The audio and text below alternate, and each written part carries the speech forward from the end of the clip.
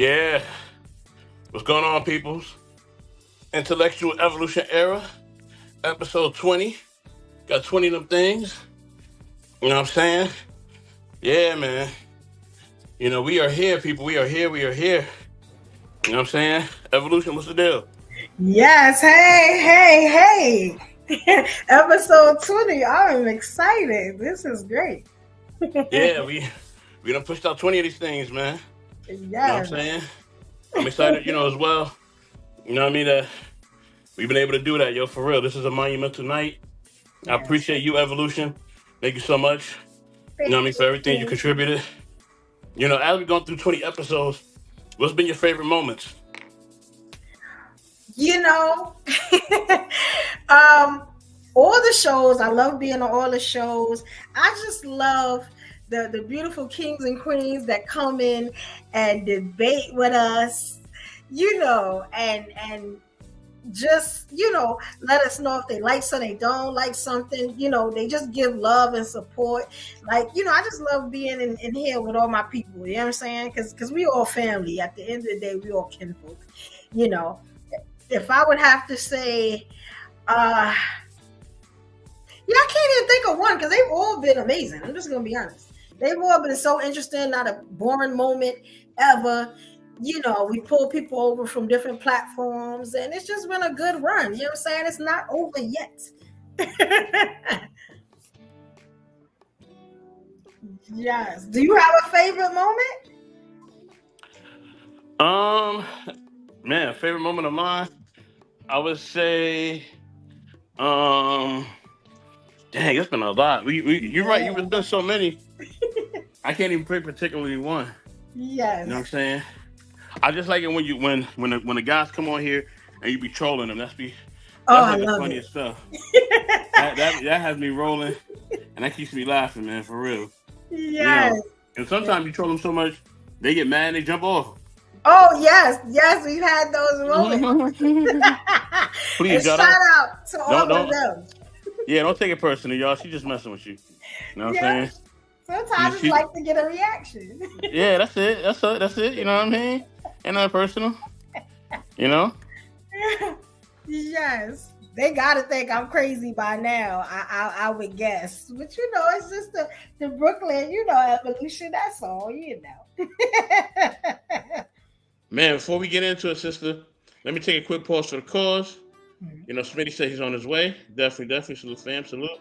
As you see, the link is pinned in all the chats across the network. All right. You know what I'm saying? You know, thank y'all for all your support and your love, man. We just been trying to do multiple things. So, even today, I just been trying to, do multiple things at once.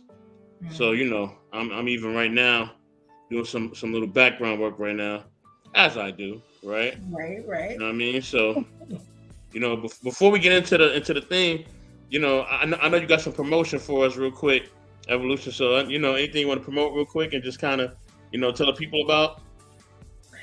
Okay, so I got a couple of things to promote. One, I keep telling y'all about that new show. I just want to make sure that when I bring it to you, it's probably going to be every other day unless it hits, and you guys come on and y'all talk to me, y'all challenge me because I'm always ready for that. It's going to be called Evo's exclusive expose. So it's just going to be me giving my side of things when it comes to the news and everything that's going on. And I'm covering everything: sports, politics, current events, everything that's happening. I'm covering it all. I want to see you guys here for that. I also am coming. I ain't gonna tell y'all much, but think of Kevin Samuels with a dress. That's all I'm saying. It's gonna be a lot of hurt feelings. A lot of people gonna feel some type of way, but it's not gonna matter because I'm still gonna say what I say. So that's definitely coming. And me and Mr. Best, we were brainstorming, and we got an idea for the ladies, and I'm not gonna say too much about it, but it's going pretty well so far. You know what I'm saying? So we got a couple of things that's coming to the channel, so y'all just stay tuned for that. Definitely Brooklyn all day, big Brooklyn. Man, Brooklyn all day, man. I'm telling you, Evolution got some stuff cooking up on the network for real, y'all. Yes. All right, and I can't wait for y'all to see it all for real. You know what I mean? Salute to Fish. You know what I mean? He says I can help with the sports segments of the show. Okay, Fish. Well, you know what I mean? Whenever you want to, man, come through. You know what I'm saying? And definitely show us some love. We definitely, you know, we'll appreciate that. You know what I mean? And man, salute to just everybody who's been supportive and all the mods and all the people, you know what I mean, who've been definitely supporting us through 20 episodes. We definitely appreciate it, man. Whether small or not. He's from Brooklyn. Oh, he's from Brooklyn too? Brooklyn, Bath Beach, Coney Island. Okay, I see you, bro. Yes. And I'm gonna need some help on the sport, so I would definitely love to hook up with you if you can. Subscribe to the channel, send me some type of message or something like that. You know, I'm Evolution Era Media on Instagram too, because I need somebody to help me with the sports. You know what I'm saying? I'm gonna need that. And I know the sports thing heavy too. You know that already too, so you already know I'm in it with you. Yes, I need the kings to help me. If somebody even if they want to have a segment on it, I'm good with that. Like, that would be great. Look at all this black love and unity. I love it. Definitely. Salute to Ruby Dog. You know what I'm saying? He said drop the link. Okay. I thought the link was already pinned in the chat, but if it's not, I'm going to put it in there again so you can actually access it. All right, but I thought I pinned it in there already. But if it's not, for your show. For Evolution show? Is that what you want? You want the link for the show? Because it's gonna be on these networks that you see up here. Yeah, it's gonna be on the same network. I'll drop it in there for you though. Maybe probably to subscribe because I told him to subscribe. I got it. I'll put it in there for you. Got you.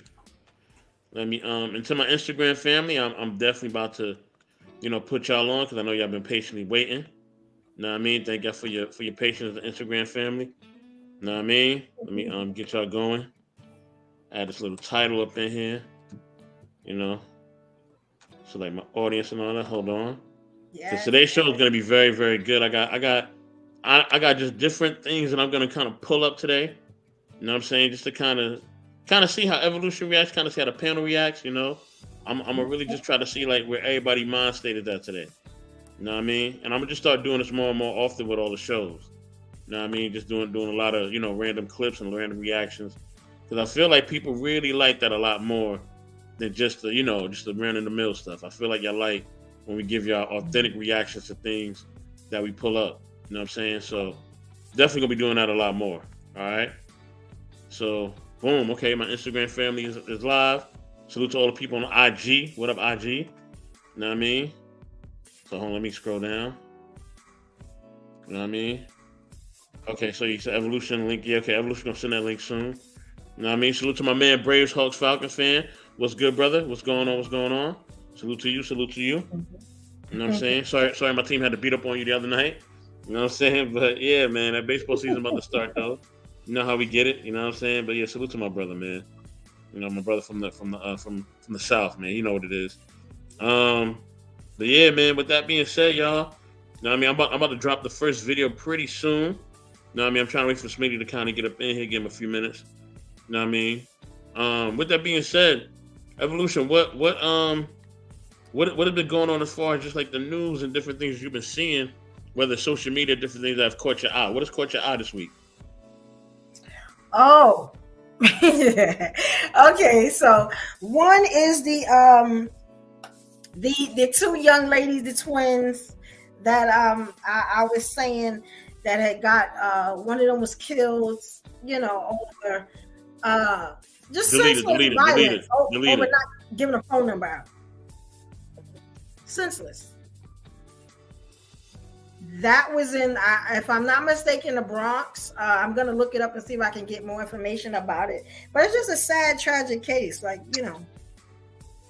it's just, hey, Smitty, yeah, it's just terrible how.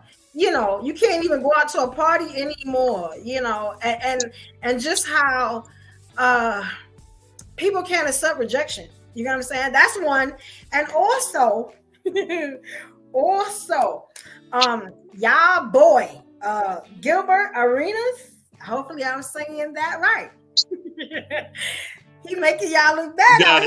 You got it. That's all I'm saying. He just making y'all look real bad in the streets right now.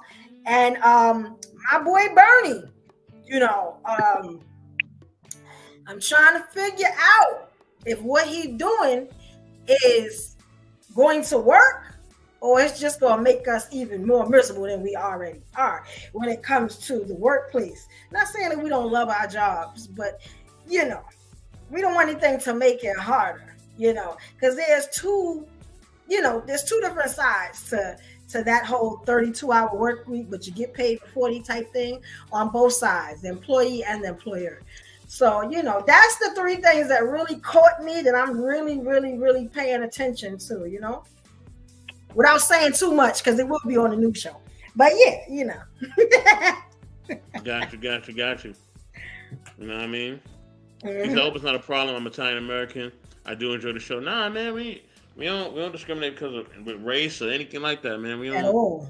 At all. Race, gender, none of that, man. I don't trip over none of that. You know what I mean?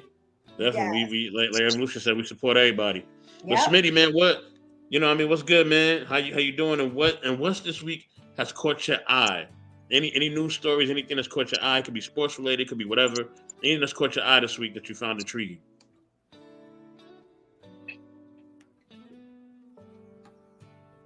There's a comet twice the size of the sun headed for Earth.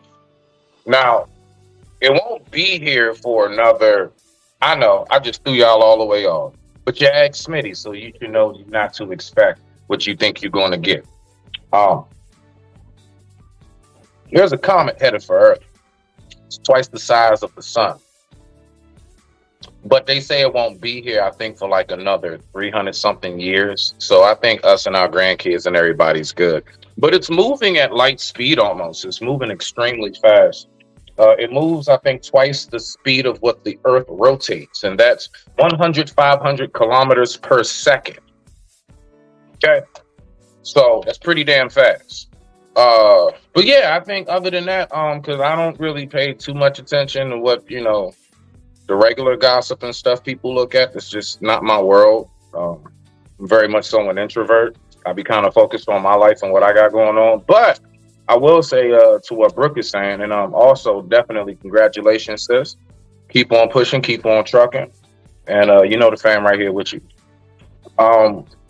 Yeah, Gil. Yeah, Thank you, Keith. I'm real disappointed because you know he played for us. You know what I'm saying? You know he was a wizard. You know what I'm saying? And he's definitely somebody who I do believe is part of the greats. It's just that stupid gun charge. Everybody act like they don't want to give him his flowers, but we can't take away from how well he's played. But I'm just disappointed to know that the Wizard sounds like he's been playing with some wands. Kind of bothers me a little bit. So I'm going to leave that alone and I digress. My mic is muted. Y'all let me know what we talking about. Yeah, you're right, sweetie. You're right. I can't wait to cover that story. You are right. Yes. Something wrong. It's something in the water. Little torque juice, you know? That or something in the locker room. Yes. I think all the ladies in the NBA, the wives and stuff, they may want to beware, you know, of what, you know, what's really going on in the strip clubs and stuff like that, in the closets and, you know, the backseat of the cars, because it may not be the woman that you're thinking about. It may be her brother. You never know. But again, soapbox, I'm sorry, because I think it's the funniest thing in the world. But again, I'm sorry. No, you good. You good. You know what I mean? This your show, Sean. This is why you have this platform, so you can say what you want to say. They within them guidelines, you know, them people's in YouTube offices is vicious, but this your shit. Do what you want in your house. Put your feet up where you want. Drink out the orange juice and the milk, and you ain't got to put the top back on it. I know that's it. Lord have mercy. Fish says this asteroid pass through Earth's atmosphere in 2028, and if gravity takes it 1 degree lower when it comes around again in 2034, it will impact Earth. NDT was talking about it. Okay. All right. Well, Man, that's something crazy, man. With them Yeah, it's a lot of shit that's going on right around our solar system, Milky Way, all of these things, with amongst our stratosphere and everything that like we don't even realize. Like folks don't even realize there was a comet that just missed us not too long ago. Just missed us. Nobody talks about it, and everybody go about. You have no idea if that would have landed, cities would be gone right now.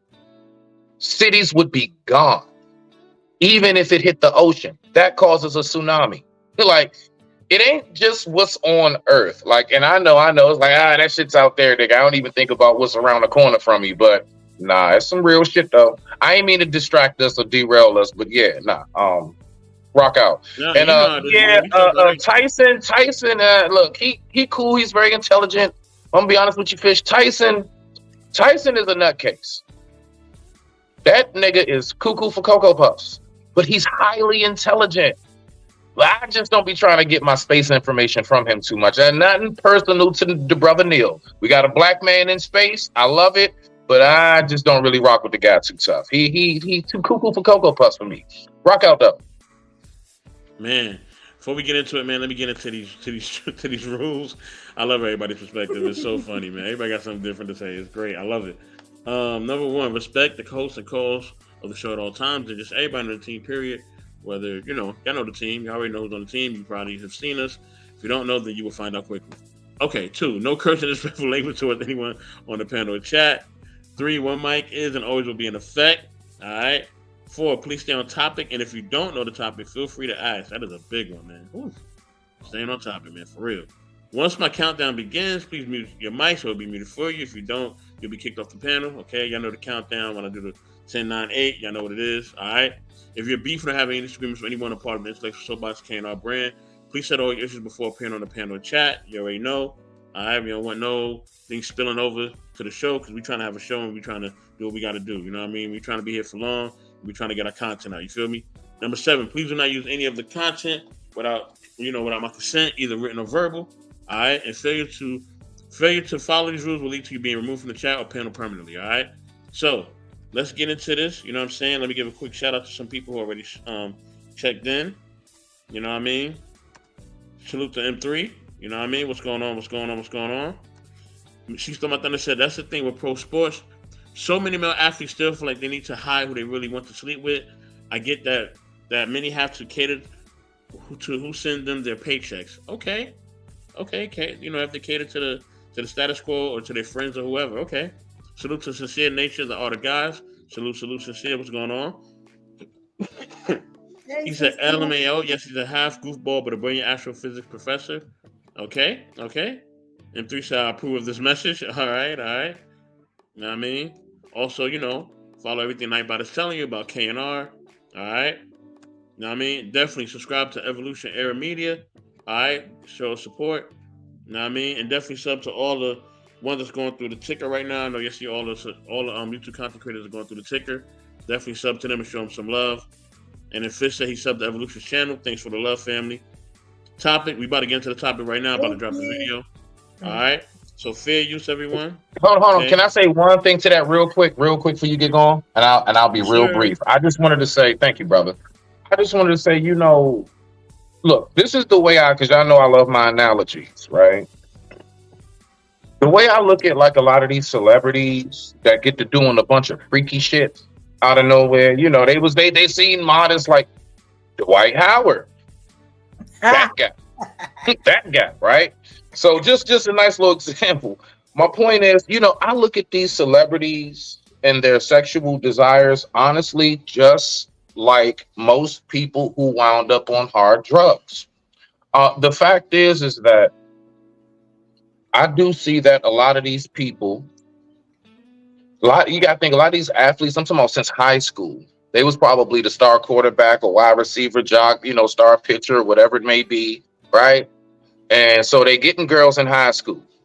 Never was a problem. They go to college. Oh man, now it's double. They go off into the big leagues and now it's triple, quadruple. I do believe that after a while, after just having sex with women, they've had all kind of threesome, menages, you name it, and all this other stuff, right? They start saying to themselves, I want to try something new. And that's what makes sexual gluttony so dangerous. You start exploring and doing shit you normally, and things start going in places and holes they normally wouldn't go, right? Right. So I look at that just like with the drug addicts, right?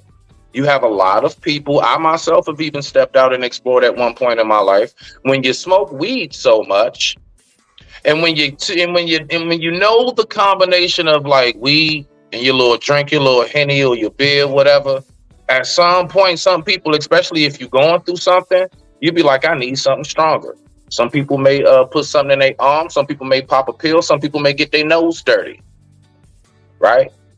But the fact is, that's just, I wanted to throw in how I look at these stars. Like, I believe that they get to that point because like a lot of these celebrities, they have regular sex so much, bruh, because their lifestyle and how they live, they don't even know how to, it's nothing to them anymore. Just like how the joint is nothing to the crackhead anymore, or the dope fiend, or the pill popper, or the lean sipper. It ain't nothing. Weed ain't nothing no more because, bruh, you know, you've done that so much, and now you are seeking to get that same. When you first got high, you looking for something to kind of replace that because even the best of weed ain't doing it. So you find yourself exploring and doing drugs you never thought that you would do. Now you're an addict to something you never thought that you would be on. And I do believe the celebrities can wound up the same way. I digress. My mic is muted. Rock out. I agree with that. I do agree with that. Man, that was incredible, man. That was incredible. You broke that down. Well, I'm about to learn how to clip stuff real quick, man, because I gotta start clipping a lot of the stuff that we be sharing on here. Well, we be saying it, right? Like this would be good highlights. Yeah, I'm gonna just learn how to clip. It's gonna be highlights. Yeah, I'm gonna just start watching. I'm just gonna watch a video on it, figure it out, and I'll probably be able to do it within an hour. I got you. I'm gonna help you. Yeah. I got you. Don't worry about it. I got you. Yeah. I used to do it a lot, but I stopped. But I gotta get back to it. Yeah, you know how my mind works. Once I like see something and I learn it, it's real quick. It don't take me long at all. You know what I'm saying? But let's get into the first video, y'all. You know what I'm saying? All right. She Stole My Thunder said, "Not relationship favorite Canadian. Who? Where?" He's talking about you. She Stole My Thunder. He's talking about you.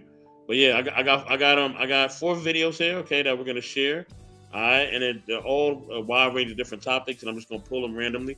All right. So let's get it, y'all. Fair use as always. Fair use. Fair use. All right.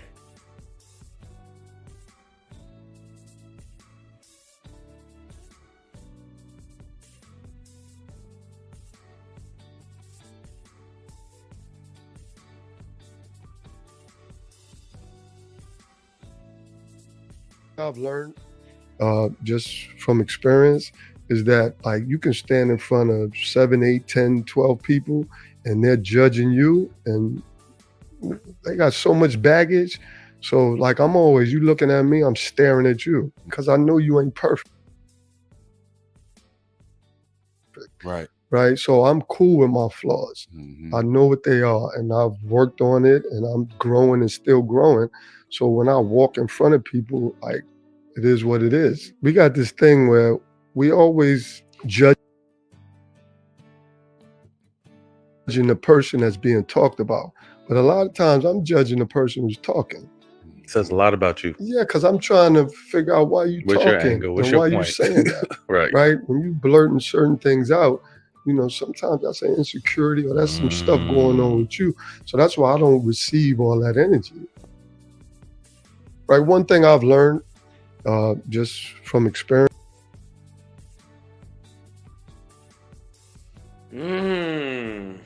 What's that thing, family? Let's get it. Was it the dude from Houdini? It wasn't? That was Rod Strickland, Hall of Fame basketball player. Oh, I thought that was the lead singer from Houdini. With the light eyes, I used to be in love with him. I'm sorry, go ahead, sweetie. Nah, I love it. I don't know what's up with pulling up a favorite basketball player. He was another one. He was a bullet. I remember when Rod was with us. It was him, Weber, Mirasan, Howard, Tracy Murray. That was the squad. We had Cheney. That was the squad right there. We was like that. Anyway. Nah, he's the smack on point. One, first of all, I always found it a waste of air and energy to sit around talking about other people. It's just, golly, it is just a waste. I'd rather capitalize on how I can outshine you niggas before I sit around running my mouth about you. Now, even down to like when he was saying, like, looking at people, because I know people have flaws. I shit you not. I actually used that exercise when I first started performing on stage. When I first started going to open mic nights and things of that nature, doing my poetry, doing my rhymes and shit, I didn't do the whole picture everybody naked, because there was some ugly motherfuckers in that crowd. I don't want to think of that. So look, right, I thought of another strategy. And what that strategy was, I sat back and I just looked around, bro. Like, I would get up there and I always had this quick moment. I just scanned the room and I'm just looking. And everybody I'm looking at, I'm saying to myself, it's amazing how you get to finding out how people ain't all what you think they cracked up to be all the time. There's a lot of people in this crowd. They're looking at me like I'm a damn genius, and I barely graduated high school. You understand? People are too quick to think because you're in front of a group that means that the group is better than you. No, sometimes you're in front of the group because that's a whole crowd of people that needs and requires your leadership. So you got to know how to vision it. You have to know how to put these things into perspective. And from there, I shit you not, I went up that bitch, and every time I went on the stage, I went up there like I owned it, just like how I do these panels. I don't have no problem talking to y'all because I know most of y'all, I'm not putting people down. I'm just saying, like, people be really thinking I'm scared to talk in front of people because I'm talking in front of such amazing, glorious, wonderful beings. And it's like, no, nigga, nah, you're not. It's just somebody else. And they really want to hear what you got to say. And even those who try to sit around and clown, just like how my man Rod said, what is the purpose of that? Like, I'm trying to figure out, like, yeah, I'm looking more at the person that does all the talking. I'm looking at the person that knows, you know, that I'm going to sit up here and I'm going to try to down this person by, you know, running my monkey ass mouth. But the whole time I'm really just I'm really exposing myself. When you think you're exposing somebody doing all that talking and gossiping, you're really first and foremost exposing you and how you operate. But I digress. My mic is muted. Rock out. Yeah, no, I definitely agree with that. Like the gossip and stuff, that's kind of, it's old. You know what I'm saying? You see it on these social media sites all the time. It's old. You know, if a lot of people know about my platform, they know that I deal with something called no judgment, being sexually free and liberated. You know, oh yeah, see, y'all ain't know about that, right? You know, and just being able to be yourself in any room, regardless of what people think. I always say I am Superwoman. You know what I'm saying? And I feel like that. I embody that. So I would say high school is when I dropped that. I don't care what you say about me. I'm me. You know, I'm always want to say, hey, I'm evolution. Like, there is no other. You're not going to find this type of chick everywhere, you know. And I feel like if people, especially, you know, women, because I salute my queens, you know what I'm saying? If they kept that type of confidence, uplifted themselves like that, you get what I'm saying?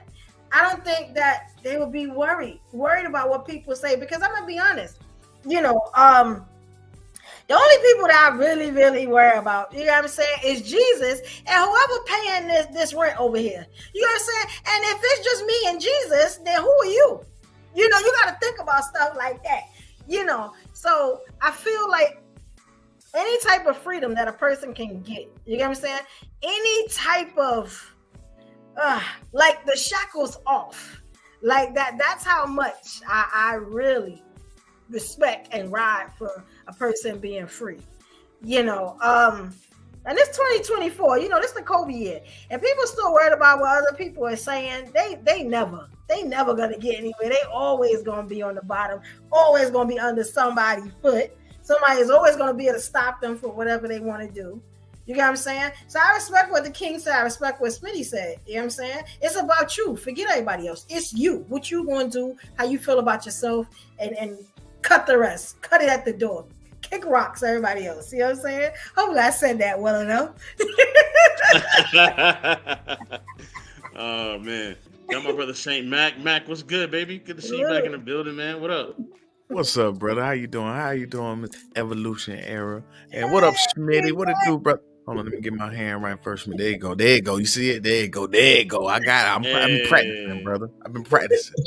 That's right. Tuck that thumb, ladies and gentlemen. No. Tuck that thumb. That's right. My man, Mac. There you go. You gotta put that thumb up.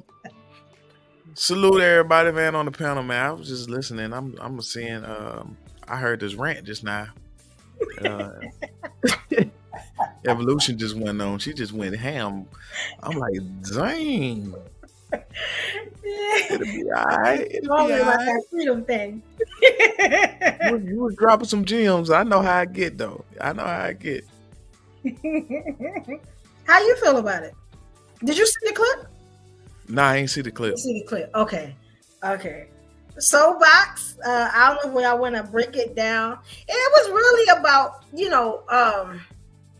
what I got from it is, people, I call it deflection, where people put stuff on you or you caring about what other people think when other people have baggage. You get what I'm saying? Am I right, Soapbox? Did I hit it right? Or Yes, ma'am. Yes, ma'am. Yeah. It's like, does the people's opinions matter? I'm telling you, she just need to go ham. Thank you. She stole my thunder.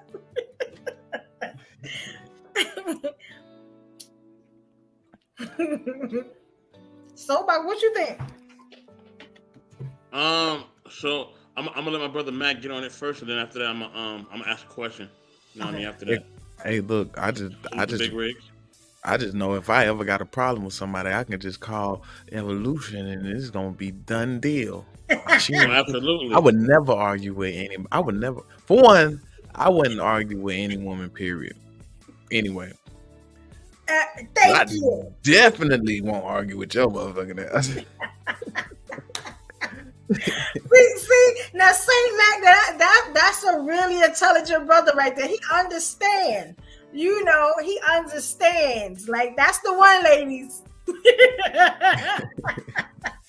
Hey, Zaddy Trey. What up, Uncle Trey? Yeah. That's Uncle Trey right there, man. What's going on? All right, so my thing is, okay, so I think that sometimes people get talked about because people have lofty expectations of them, right? Whether they're athlete, entertainer, things of that nature, right? So do we sometimes put too much lofty expectations on people, right? Even our own parents or people that we care about, right? Do we sometimes just put too much on them, right? And we think that, they're supposed to be so-and-so. Oh, ain't he in the spotlight, or don't he have this, or don't she got that, or whatever? And we don't allow them to be human at all. We don't allow no flaws, no setbacks, no nothing, right? They got to always be on go, right? And I think from just us seeing history or just seeing people, period, even the great people that we love, nobody's always on go. There's always some sense of, flaws or just, that human, that human part of them that allows us to see that, okay, they ain't got everything together. You know what I mean?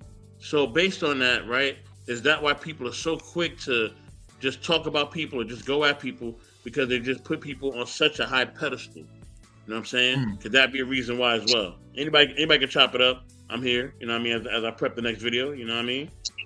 Yeah, that's a great question too. Ms. Ev, would you like to speak on that? No? I bet. So when it comes to like people that got a lot of notoriety, man, it's kind of hard because you just don't know what these folks go through. I was looking at something online, right? It was Usher doing a speech. He got some award or something, and he was saying, "I want to thank something." He was saying something about something, but he fumbled upon. He just like I'm doing. He stumbled and fumbled upon his words, and they tried to make it seem like he was about to say something whole less different, which ain't cool. I don't like the fact that when we can love a celebrity and then the next day they do something, then automatically boom, everybody against them for something super stupid small. You know what I mean? And also, I noticed that a lot of people project how they feel about themselves on the other people. You know, so I just watch out for all of that. That's all. I just keep my eyes open. Ron is actually smack on point. Yeah, Sir Mac, you definitely hit it on that. What I can't stand is when people think, like, for example, if you know you would respond all hasty and be angry, you may know I would go run to the internet and blast everything out there. You assume that that's the move I would make. And it's like, no, I'm not you. I wouldn't respond the way you would. And, you know, a lot of people put too much. Yes, you're right. They invest too much of how they think and feel. And that's why we have such this really, really twisted and perverted society of this headspace thinking. The way I think is the way everybody should think. You should see this exactly how I do. And see, that's when you wound up doing something I call trying to carpet the world. No, stop trying to lay down carpet everywhere you step when you go outside. Just put some shoes on and adjust to the weather. Dress for the weather. The weather's going to be what it is. You can either stay inside that day, or if you choose to go out, make sure that you are dressed and you're equipped. You see, because when people keep on trying to put their own personal, well, I know from my experience dealing with men or dealing with women, they usually cheat. Have you dated everybody on planet Earth, or did you miss some? Do you think just maybe you might have missed a couple, I don't know, 100 million? Billion? Billion even? Like, I mean, come on, bro. Like we need to stop this shit. So it's like, no, what you need to do is you need to know how to treat people as individuals, right? We all want to be treated as an individual. We all want people to, if not anything else, recognize that who I am is who I am and no one else like it. Yes. Maybe others who I share commonalities with, and we do have some similarities, but there is no other Ron Mac, not even your brother Stan. It's only you, bruh. Right. You see us, we a flip of a coin, we day and night. I mean, you know, but that's just where I am with that. So I just wanted to touch in on that piece right there. But you was smack on point. So rock out, do what you gotta do, my G. I digress. My mic is muted. Evolution, what you think about the question? Salute, Smitty. Evolution, you there? Hello? I don't know if she stepped away. I don't know if we lost. I don't know what's going on.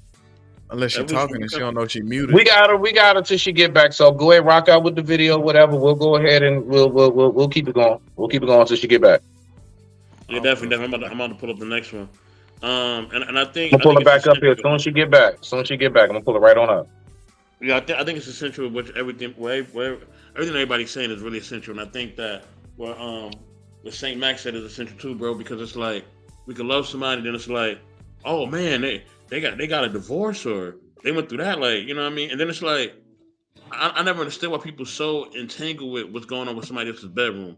That's always been kind of weird to me, especially if they're not knocking your boots or knocking somebody's boots that you know.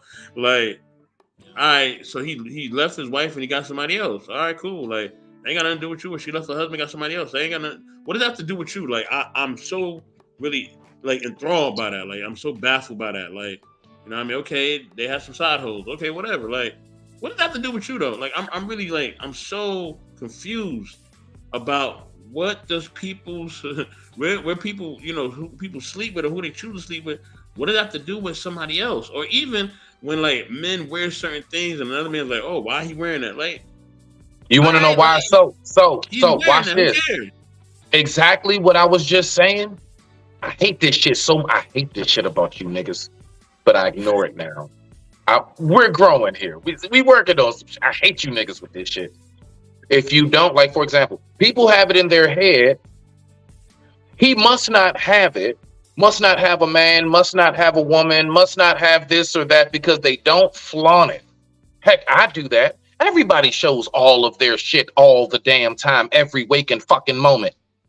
So if you're not doing that, then they must not be doing anything because it's not physically in my face. And you know what I say to that? Because I love my analogies. I asked them this simple question.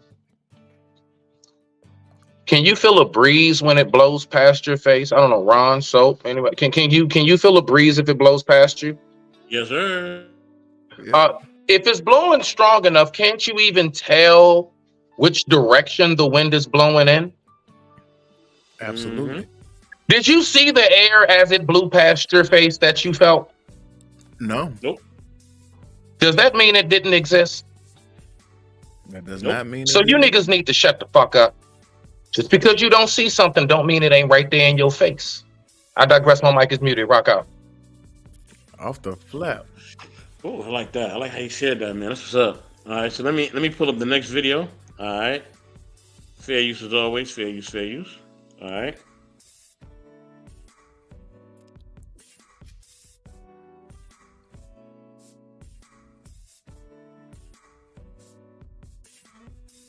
To realize about extremely nice, kind, loving people is that the other side to them is just as extreme. See, the hell that they've survived is what keeps them calm. But never mistake it or underestimate or take their kindness for weakness. Because the beast in them is just sleeping. It's not dead. See, one thing people need to realize about extremely nice, kind, loving people is that the other side to them is just as extreme. See, the hell that they've survived keeps them calm. But never mistake it or underestimate or take their kindness for weakness. Because the beast in them is just sleeping. It's not dead. See, one thing.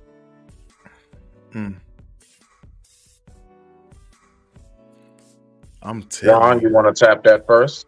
Man, you know I want to tap that first, man. It's the truth. Rock out. Rock That's out. why I'll follow through. I done been through so much in my life, man. Man, if I told my life story, people would think it's made up. Right? That's why I'm so laid back and cool, because I have a lot of control. I have a lot of self-control nowadays. Man, I'm scared of myself, because I know me. I know how I would flip. And I just try to always be on a calm, cool, and collective wavelength. Even when I feel myself about to get upset, I just be like, you know what? Let me just think about this real quick before I snap. Because I know when I snap, it's over with.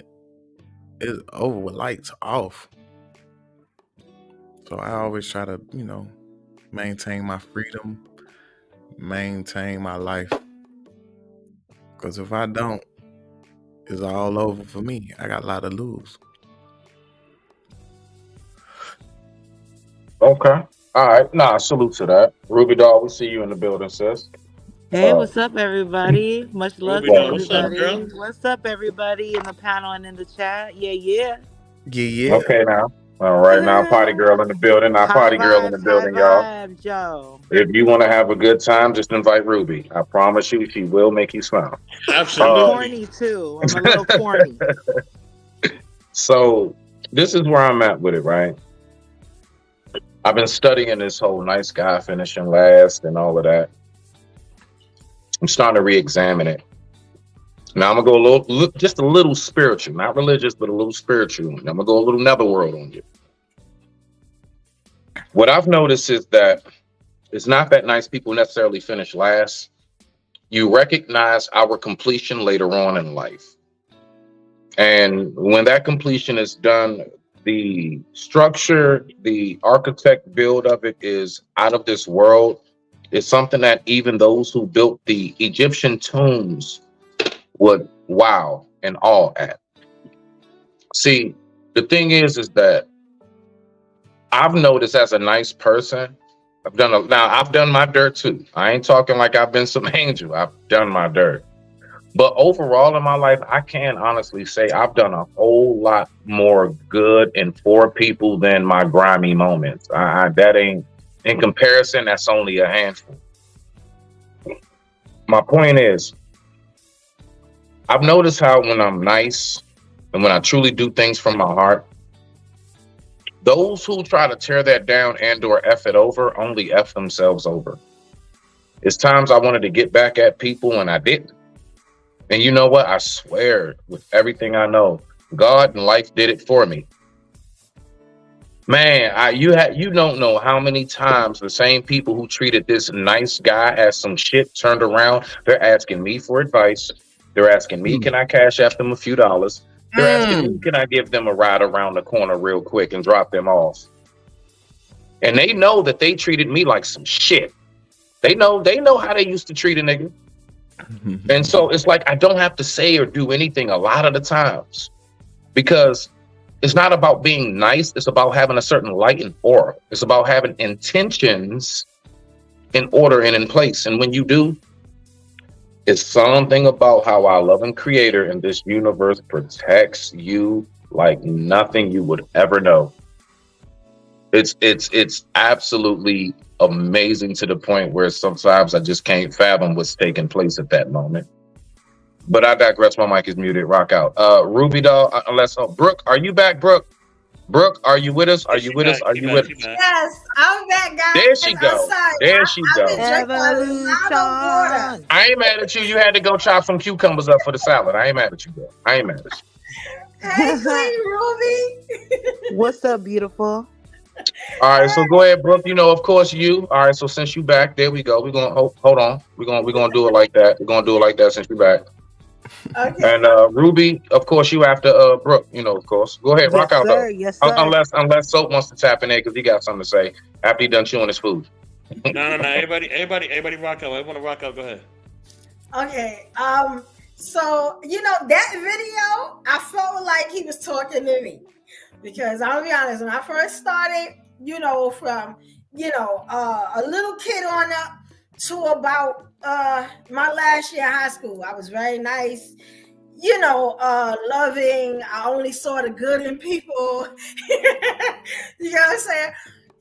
My pops was a gangster, so was my brother. They couldn't understand, you know what I'm saying, where the beast was because they were all, my mother too.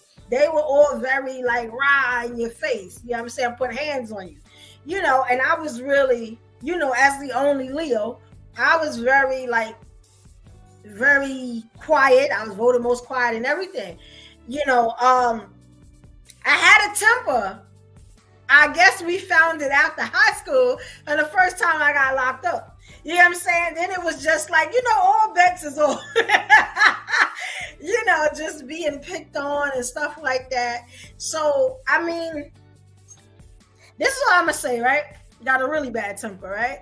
But I always tell people therapy. I'm in therapy quite a lot, and I'm able to, put a cap on some of the things that I would do or I would say, trying to be a better person, because where I'm from, we wild, but as, time is going by, I'm starting to notice that they locking chicks up too. I mean, they throwing the keys away too. Like, it don't matter, and I'm not trying to get you my life. too cute for jail, girl. Yes, let me tell you something. I've been there a couple of times. Like, so, one time I made it to the jail. Like, bookings is one thing.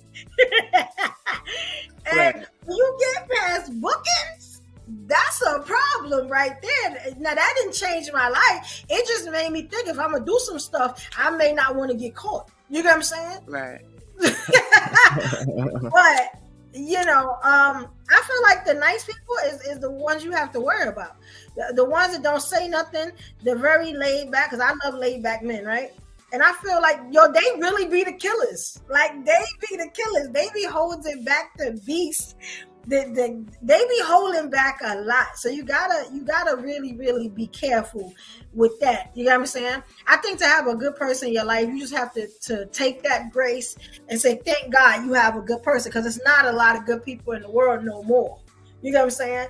If you find one, it's like a needle in a haystack right now, Asking myself, therapy. I'm gonna keep saying it. It has really done wonders for me. You know what I'm saying? It's got me back on the right track where I need to be. I slip sometimes, sometimes you will, but I feel like at least once or twice in your life, if you have any type of problems, that's the kind of way to go. Because my temper is terrible. Terrible. I don't even recognize myself when I get mad. Like it's like red rum. It's red rum. Everybody gotta die. You know what I'm saying? And that's not, it's not safe. It's not. You know what I'm saying? So I've been in therapy a lot for that. So I feel like if you got a good person in your life, treat them good. Don't push them. Don't push them there because you might not come back from that. You may push them and both of y'all. You know what I'm saying? Right, Stan. Both of y'all slip up off that bridge. You know what I'm saying? I ain't gonna say nothing else. You know, I told y'all a lot about me. Yeah, Ruby. Yo, I feel that. I don't want to make you mad, Evolution, ever. But nah, on the real though, like, I feel like, so there's no satisfaction greater, or there's few satisfactions that are greater than physically having to check behavior, in a sense. If you know what I'm talking about, you know, right? But one thing I had to realize is, you know how we all have like a, what is that called? Like a gauge. You know, you got to know where your gauges are, and you got to know not even before you see red. Like sometimes you got to know when you're in the orange zone. You feel me? And so I feel like, so for example, nothing feels better than justice, but justice where it doesn't incriminate you or put you in a worse situation. Like the first time that I went to court with somebody and filed a lawsuit, I felt a sense of power because I was taking my justice without compromising anything, and they were in the wrong, so they deserve to pay up. That's a whole nother different type of vibe. You know what I mean? And I think that once we can just keep it real with ourselves, be completely honest, you'll be able to better gauge that and keep yourself in a stellar position, regardless of what these monkey ass people do. Sister J's in the building too. What's up, Sister J? Yeah, respect it. Oh, Sister J. Oh, hey, what's going on, Sister J? Hey. We see Kai Storm is in the building too. What's going on? What's Sister up, J, Kai Storm? Anything you want to add to that, Sister J? Anything you want to say based on the video? Sure. I think I don't know. I think nice people sit in a certain space when you follow a certain way of being, right? It's I think society in general isn't made for nice. So I think following this path of niceness, it gives you a certain kind of discipline. It's very godlike, you know. So I think the reason why they finish last, if you will, is following a space that isn't typical. It's like being true to yourself, you know what I mean? Not carrying the situations. Like it holds a certain depth to be a nice person and follow that in every situation, if that makes sense. But yeah, that's what it is. There you go. Thank you, Sister J. Thanks, Sister J. Appreciate you. You know what I mean? Evolution, you looking cute as usual. I just gotta put that in there. I just gotta respect, worship my queens real quick. Thank you, Queen. You are gorgeous, so that's always a compliment. Thank you. You ain't lying. You ain't lying now. You know what I see you, girl. we actually, I feel like we can do a better job in loving each other authentically. You know what I'm saying? Yes. I can love you. I like that. Yes, you're my sister. Like, cause we all kinfolk. I always say this all the time. We are all kinfolk. You get what I'm saying? Now, if I just can't get along with you, I'm gonna agree to disagree with you forever. And you know what I'm saying? But if I have love for you, you ain't never done nothing to me. You know what I'm saying? You know, and me and you, Ruby, we special because we love everybody. If you know what I mean. we like, we got big hearts. Yes. Yeah, ain't gonna find too many like us. You know what I'm saying? We the diamonds. Shout out to the men in here too, man. I love talking to kings. There's a difference between the male species and some kings and gods, and I think that I always appreciate building with y'all. You guys rock, Salute. Man, thank you for everybody for the love. The love is in the air. Spring is here. Love is in the air. Let's go. Yes, you know what I mean? Do you have love, and can you find love today? You know what I'm saying? Let's get it. All right, let me get Don't forget about the good weed that's in the air too. Bam Hey. bam. Oh, man, the Lord flap. have mercy. I'm talking for real. Motherhood text marijuana in the building. Y'all done cracked the weed and the bottle pretty early this week. It's only Wednesday. I'm Y'all talking already about ready. I know spring is here, but good Lord, man. Okay, let me get to the next video, y'all. Stay ready All so right. you don't have to get ready. See, that's why I prep. It's called preparation, sir. Don't look at it as anything else. Rock out. You know what? Wait, before no, Mm. Smitty, what the freak? Because it say don't cuss at anybody on the panel. But what the hell? No, you Lord's got not that disrespectful. goddamn- You can curse. I you don't get care. You can curse. Lord's not disrespectful. All right, cool. What the fuck you get that moon shit from, man? You gotta let me know. You gotta hit me up, man. Let me know where you get that shit from, cause that shit. Oh, I went outside and I cast my fishing rod. I was going for bass, but I brought this in, so I said, "Fuck it, I'll just put it up on the ceiling." Okay. My bad if it's a little dark where you are. I'll give it back in the morning. I just want to say for my job, yeah, I don't partake in none of that. I just, want to clap them up. I say I'm clean. That's what I'm gonna say. I'm clean. I smoke for Brooke. I smoke for her. We There you go, smoke for fam. her. There you go. I have smoke for. Yes. We smoke for everybody that can't smoke. Get some stuff out. We smoke for whoever can't smoke. I want that moon though, and them stars. That's hard. that is pretty hard. Yeah, I like I'll loan you a couple colors, but I'm keeping the moon and the stars, my nigga. That's the job. But you can have that blue and that pinkish though. I give you that though. I give you that. All right, bet. Man, they not working with the background and the colors and all that. I like it. That's what's up. Know what I mean? That's That's how we hard. do. You know what I mean? But yeah, y'all, let me get to the next video. All right. Fair use as always. Fair use. All right. Know what I mean? So let me get to this one. Ah, man, I got some good ones that I've been pulling and ripping through lately, man. So Uncle Snoop. yes, sir. Fair use as always, though. Fair use. A real person, a real go-getter, they ain't saying shit about nobody. That's why you will never, ever hear me dropping somebody's name, running my mouth about somebody. I don't know what you went through. I don't know what you're going through. I didn't wear the shoes you wore when you were a kid. I didn't grow up in your fucked up house. I didn't have your fucked up family. I don't know shit about you. So guess what I do? Shut the fuck up. Because real men don't say shit unless we know what we know. We shut our fucking mouths. But nowadays, there's not many real men who live by that creed of like, if you're on social media running your fucking mouth and shit, you're just a bitch. Honestly, and that's not me trying to be some after school special shit. You really are a bitch. Women don't care about that gossipy bullshit. Get to work, man. A real person. Yeah, whoever put Ether behind that did it absolute justice. Perfect beat behind what he was talking about. Rock out. That was the one right there. Y'all can just build on this family. I'm be in the back, be in the back. It's on you, Brooke. It's your house. Ladies first, always. I'm gonna be honest. I think that was the one, and I hate to say it, but that's what I'm talking about when I say my emo-isms. That's the same energy I'm going off. I'm gonna say what I want. Do something. Like it's just like that. Like that kind of got me charged up. It's like sometimes you just gotta rip the damn Band-Aid off and say what it is. And somebody that got a life is not talking about nobody or worrying about nobody and making no lives on people. You know what I'm saying?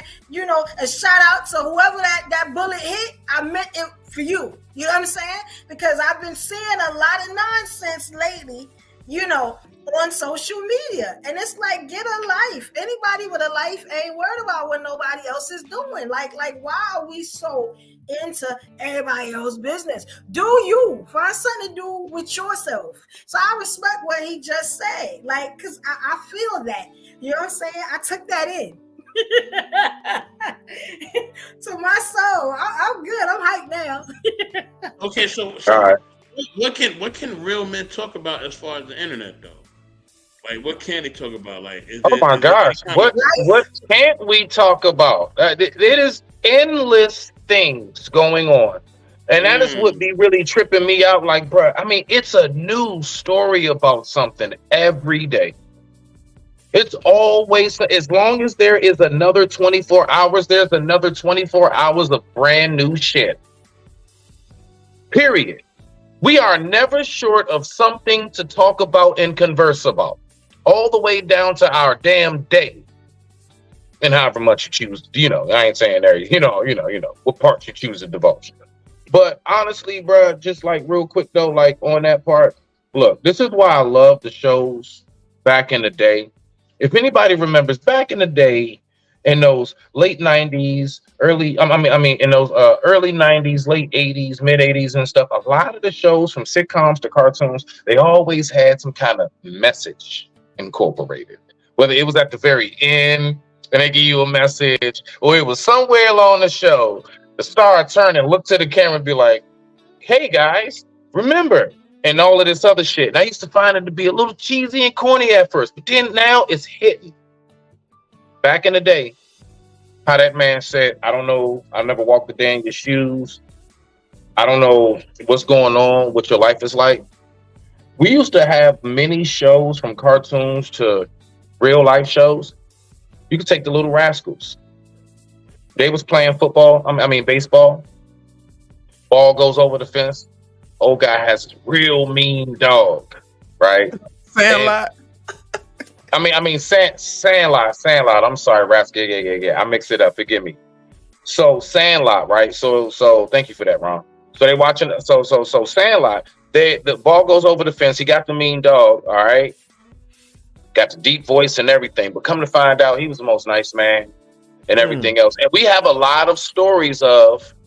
We would see something like during the show. My point is to land it during the show. The person that you think old man such and such or Billy in the school or whomever it is, you be thinking that they're so like this angry, mean person. But then they show this segment in the show where you get a backstory, you get a little back taste of their life, and then you realize why they're the way they are. We even have villains in superhero shows where you realize why Joker, whoever it is, are so angry because something happened. They used to be a good guy. They used to be with the military. The government fucked them over. Now they're just like anarchy around the whole world type shit. And so I get what he's saying as far as that goes. And that's why I referred back to the shows we used to watch, because they used to show that a lot. You be thinking all throughout the show, such and such is so evil and wrong whole time. No. They got the goddamn remedy. They got the blueprint. They got the remedy, the whole nine. And/or you just got them mistaken. It was something that went on. That's why they come off and appear the way they do. You thought she was a witch. Nah, man. She's a very loving older lady. Right. Who's now a widow, maybe. But I digress. My mic is muted. Rock out. Salute Uncle Ferg. Salute Grizz. Okay, now. What's up? Hey, Manny Trey. Uncle Ferg. What up? I think I'm the only one that call him that. What's up, Mr. I'm just Ferg? listening. I'm just listening on y'all, man. Chop it up, man. It's always some good, interesting conversation, man. I like stuff that move the needle, man. Make us think a little bit outside the box, get to a better space. Thank you. Ruby, Mac, what y'all feel about it? Then we're gonna go to Trey and Grizz. Hey Grizz, you quiet over there. Mr. Mac, did you want to go? Nah, go ahead. Okay. I want to hear your thoughts first off the flap. Man, you know what, you guys? I think of like that word G mentality, right? And then I think of moments where I cared what humans thought and what little it did for me. And I just feel like I'm working on this daily, but as long as God knows what I'm doing, I feel like that's it sometimes, you know what I mean? Maybe a few people that are helping me with whatever we're working on. But I think once we can develop more like that and just enjoy the validation that we can really give ourselves, we're not going to be doing too much extra. You know what I mean? I used to do a lot extra. But now I just want to sit here and marinate and receive the blessings and just transmute that,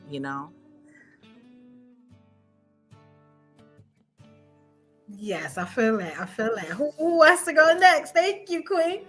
Grizz, you get in there, Grizz. Go ahead, rock out, Grizz. I don't think Grizz got in there.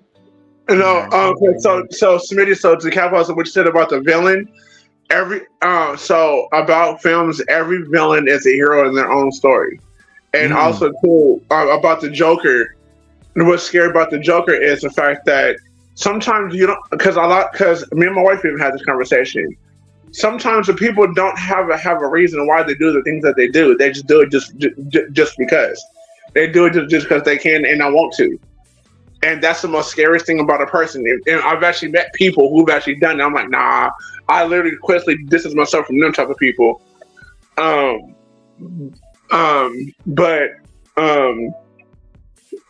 yeah, and like I said, what was villains sometimes there is a meaning to the things that they do.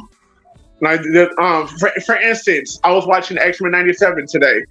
And how basically Magneto is basically the embodiment of Malcolm X and Professor Charles Xavier is Dr. Martin Luther King.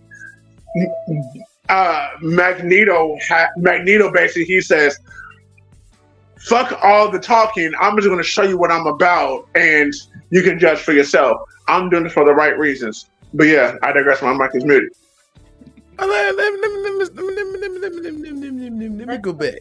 That's interesting. Uncle Ferg, did you get in there? Uncle Ferg? Go ahead, rock out, Uncle Ferg. No, I'm just laughing, man. I didn't quite catch everything, Smitty, but I did want to comment on yours. I heard you say something about most of shows and cartoons had a moral to the story. The one thing looking back that I appreciated when I was watching my favorite Speed Racer, Thundercats, the G.I. Joe. If y'all don't know, the first G.I. Joe was a black man with a full beard, looked like Smitty, and he was a muscle guy. So you gotta go back. Yeah. Mr. T, 18. Yeah, I know. Go ahead, keep going. Smitty, I gotta take you back a little further. It wasn't no Mr. T. It was a black man with a military suit on, with a full braid of hair and a full beard. He was a muscle guy. That's your first G.I. Joe. You got rid of him. But they were showing us little kids how to be strong in that moral to that story. But in the cartoons, it didn't leave you a gray area. The man did man stuff and saved the day, and the women, they did their women's stuff and saved the day and helped the people. That's the stories that I used to get out of cartoons. Now, but there was also through Disney, I think it was, where they were basically slapping us in the face because Disney would show fucking Africans, white-faced cartoon people balling, mixing up, a brew to eat the humans that were white, which was crazy to me. Just that whole. So you're saying because we didn't have no black Disney, like everything like from Snow White, Cinderella, everything was primarily the women. I mean, I said women, white people. I mean, as far as the Disney heroes, as far as Disney, yeah, Disney is racist. But I didn't. The Beast and Beauty and the Beast, he went from a white guy to brown. I mean, that's kind of my complexion. He was that don't count. Smitty. Okay. So, Beauty and the Beast is basically fall in love with the capture. Smitty is just bullshitting. And then the real Cinderella, back in those times, you would if the shoe didn't fit, they would actually cut your foot off. What? I think Grizz been through a lot of. What you on, Grizz? That sounds like a runaway slave in Africa and shit. Nigga, we gonna make sure you don't go to You've been down a lot of rabbit holes online. And look, what you say, Ron? Be careful when you go through a lot of rabbit holes online because you'll think your shoes is trying to kill you. You be like, oh, shit, I ain't put shoes on no more. You're gonna kill me. Right. Right. And no, but look though, and then so Peter Pan's so when everybody love Peter Pan. Nope. So the real Peter Pan, if you would ever think about want to grow up, if you trying to do something on your own, Peter Pan will like take you to the side, like, "Hey, yo, homie, come here for a minute. Let me holler at you for a minute." And then basically, he would shank you, and basically, he would kill you just because you want to grow up. But wasn't Peter Pan wasn't he part of the alphabet community? Oh, Lord. The Why y'all doing Pete like that, man? I always understood Peter Pan to be a little He soft. did wear stockings. No, He was. No, I'm just saying. Nah, he was strong. And he had bangs. He had bangs with stockings on. Y'all are What? wrong as He hell. could go up and drop. Y'all He Sound could go pretty up sus to me. Y'all are not about to Just talk saying. about Peter Just Pan. saying.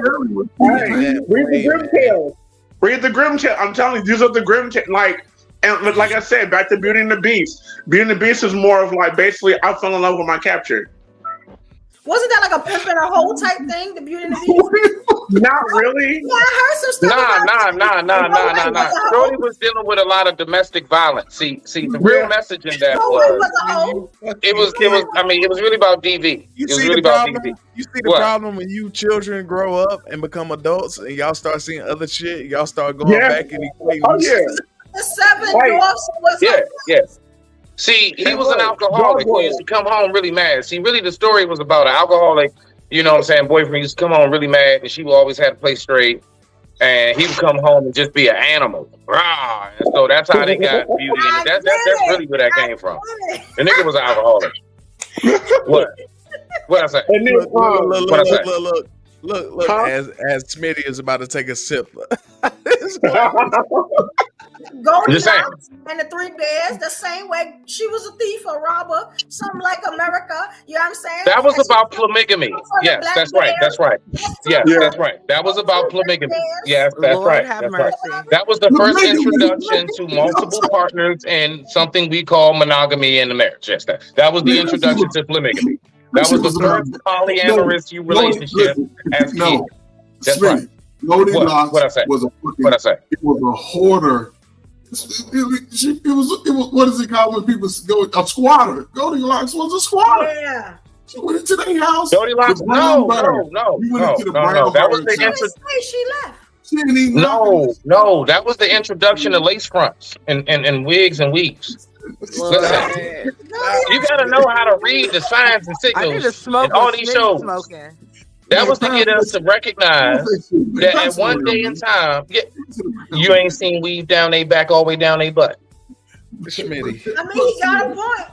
You telling me they can't throw that weave out that window on the first floor balcony and get your ass up in the house? That was Smitty, I'm high right now. What? Chill. Listen, I'm saying, I can dissect shit. Y'all be looking at stuff on the surface value. Go ahead, bro. Why Rapunzel was black and then they lock her up because they wasn't used to the black girls with the long hair?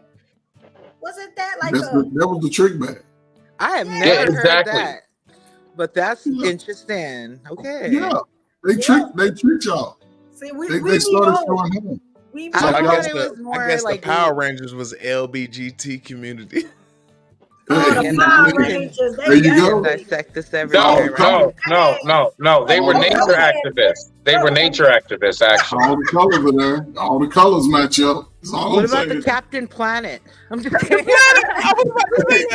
There would be no Captain Planet slander. That was just dope as shit. We're gonna leave that alone. That was just dope as shit during the time. You ain't gonna tell me when them 5 powers combine, your ass ain't get giddy, nigga. Stop playing with me. Powers combined. The theme song, everything. That was the shit. We ain't gonna even play them games. That's right. I would actually remake that TV show. I would actually remake that show.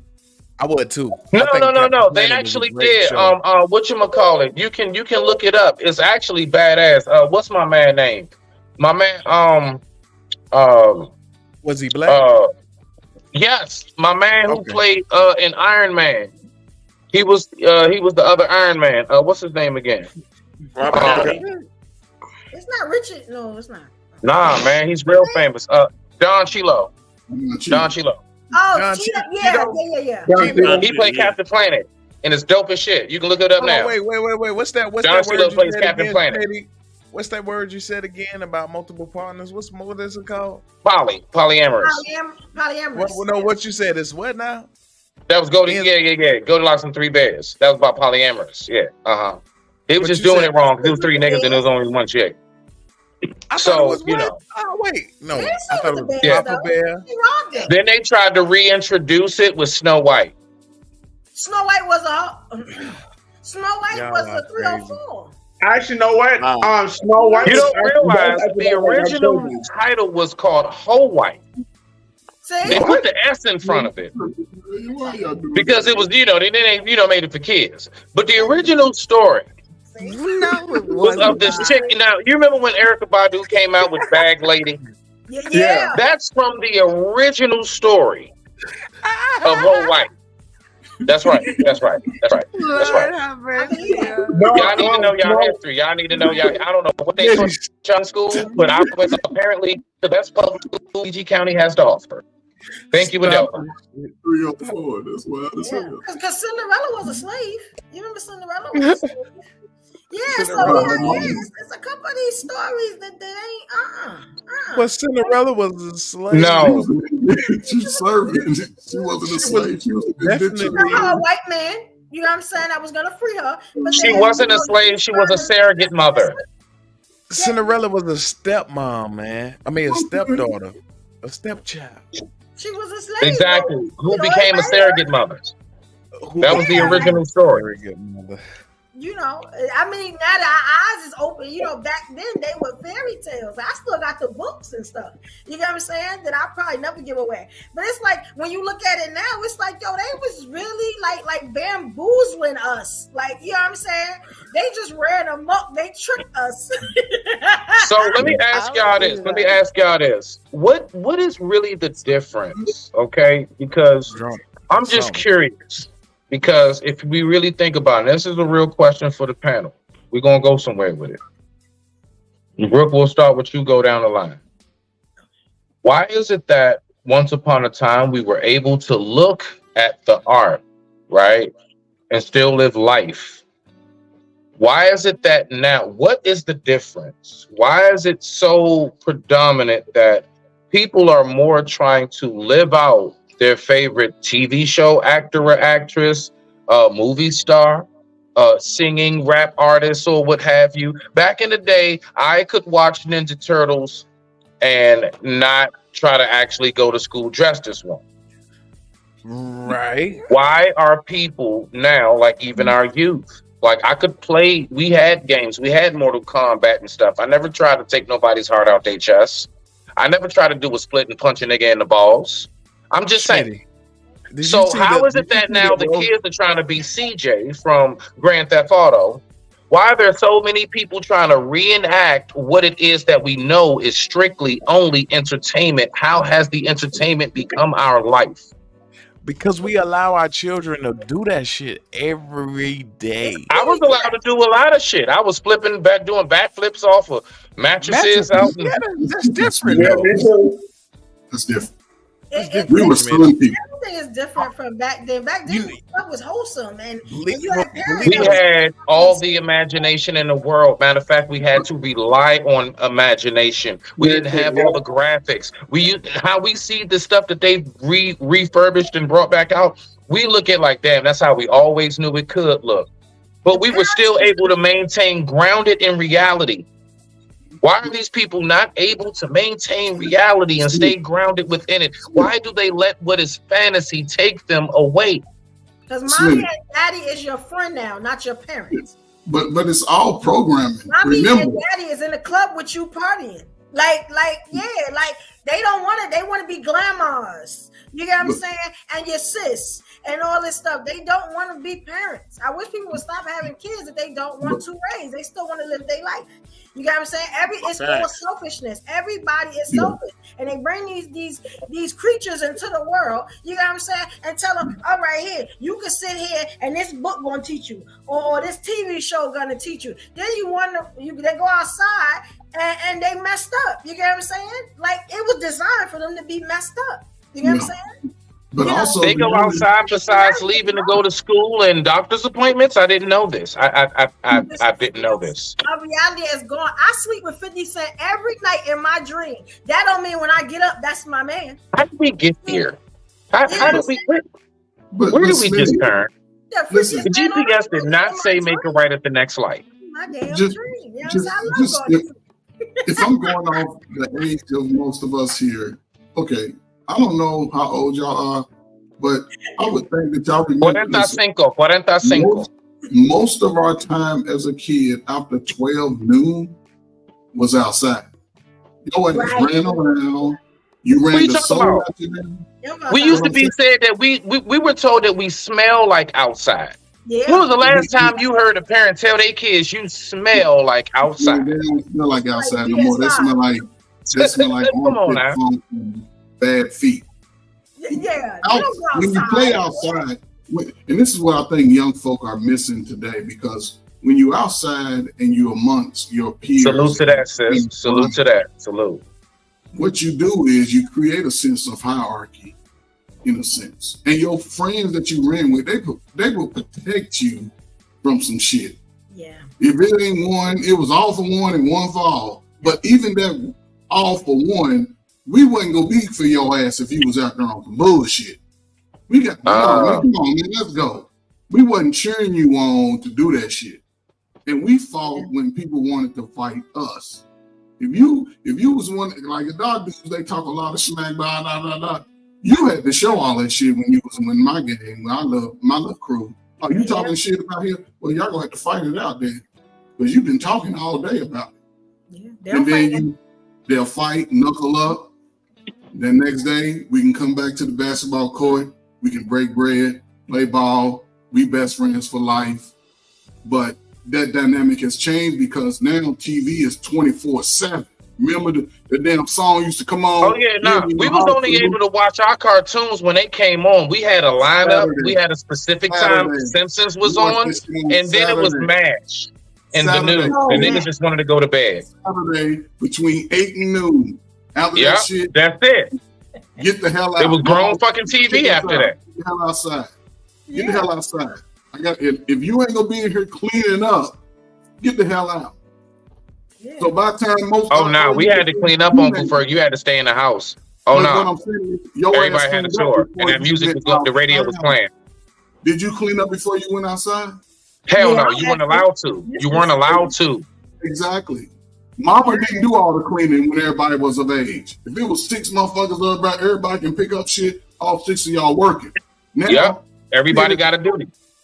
You see the mama pushing around 3 fucking carts, the kids over at twirling their hair on their fucking phone. Yeah. Nah, dead. But see, that's the But hold dynamic. on. So, But hold on, Uncle Ferg. So let me ask you this, and everybody else chime in too. Uncle Ferg, so let me ask you this. When it comes to, the lackadaisiness of the youth and everything else, and let's say even honestly, adults as well, okay?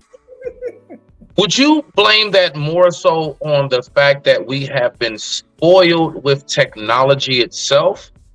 Or would you more so attribute that to the breakup of families and the lack of structure? No more, hey, your friends gotta go, it's dinner time. Yeah, people used to do that. Your friends had to leave because y'all had to eat dinner now for an hour or so and sit at the table and all these other things. So would you blame it more so on the breakup and parents not maintaining what we know is to be tradition in homes? Or would you blame the spoils of technology and it just ate us all up? as far as the technology, I would say to a younger generation, it has spoiled them. Because those of us who was around when there was no technology, when video games was the first technology, but it was at the game room, and everybody didn't have Atari, so you had to go to the game room. That we grew up in technology, so we understand the older part and the younger part in a sense. Now kids are growing up with the technology. They don't have to go do no research like you had to when you had to go fucking find the book, find the encyclopedia, read 3 or 4 or 5 or 6 sources. See, they don't have to do that. They can just Google, use their finger, and they don't get to socialize. I think that's when, even without the family, because mothers raised strong ass children back in the 70s and 80s. You know, some kids got caught up But for the most part, we were graduating out of high school at 80%. And 90%, another 18% was getting a GED. So you got the 98%. 50% was getting a bachelor's, 40% was getting a master's, 30% was getting a PhD out of those groups. But what they do, they saw that. That's why I'm Generation X. They saw it. They gave us the vocational schools. They gave us the home ec classes in middle school and learn how to sew a button on your shirt and make some fucking sugar cookies and fry eggs. And they showed all that to you. They gave that shit. Even if you didn't get it at home, you got it at school. Yeah, we had home ec even in schools, and they took home ec out of the schools, and we learned how to cook. We made lasagna dishes and all of that, baked cookies and bread. Yeah. We learned that, and how to sew. I learned how to sew in home ec in middle school. But look at the vision it gave you at such a young age.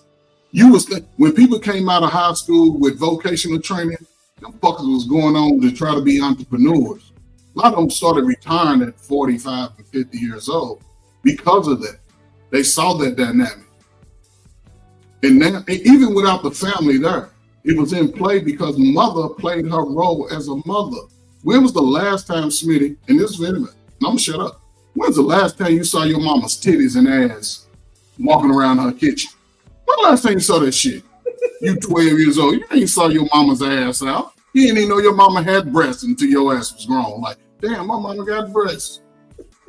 But now you see it. Kids don't have to, it's not like a secret. It's out exposed. So kids are getting too much toxic information too soon. It's all a learned behavior. It's all learned over the last 35 years. This is learned behavior. Come on, man. You took pride in being able to read and write your name in cursive. Yeah. You got some a signature. They be like, what's that? I ain't got no signature. You a musician. I ain't no fucking musician. Nigga, I make music.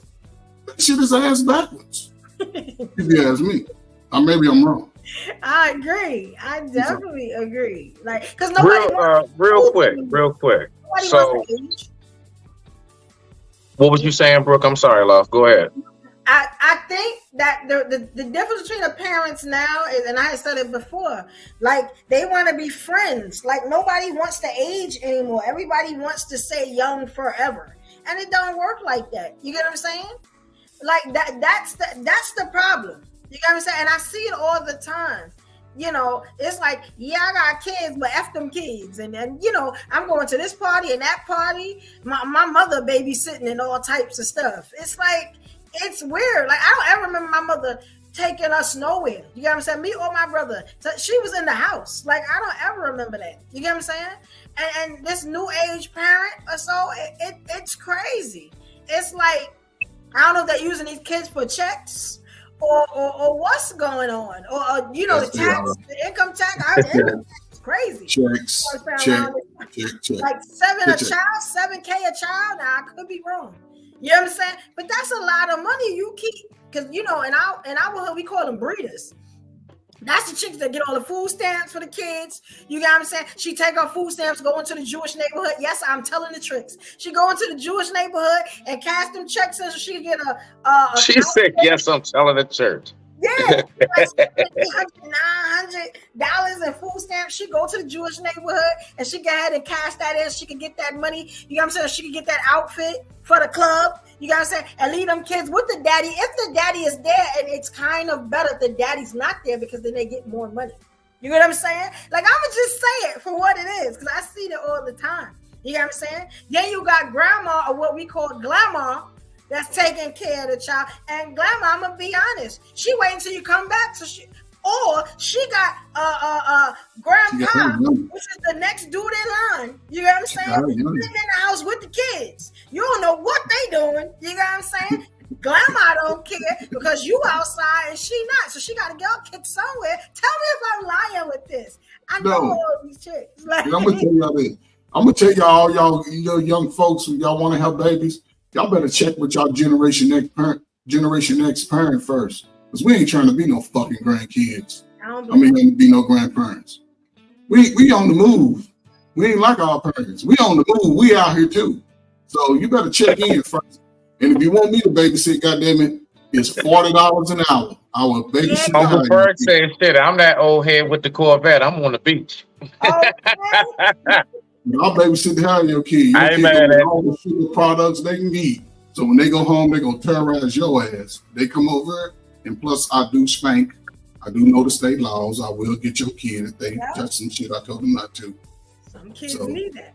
You know, but look, this my thing, right? So I love it, and I definitely love us. I love our chat, and I love addressing certain things that we have going on. So we're gonna start here. Salute, sis. All right, so if anything, we adapt with technology. Do we really adapt with Shut up, Kai. technology? Do we adapt with technology, or has technology adapted to our brains and our way of functioning? Just a question.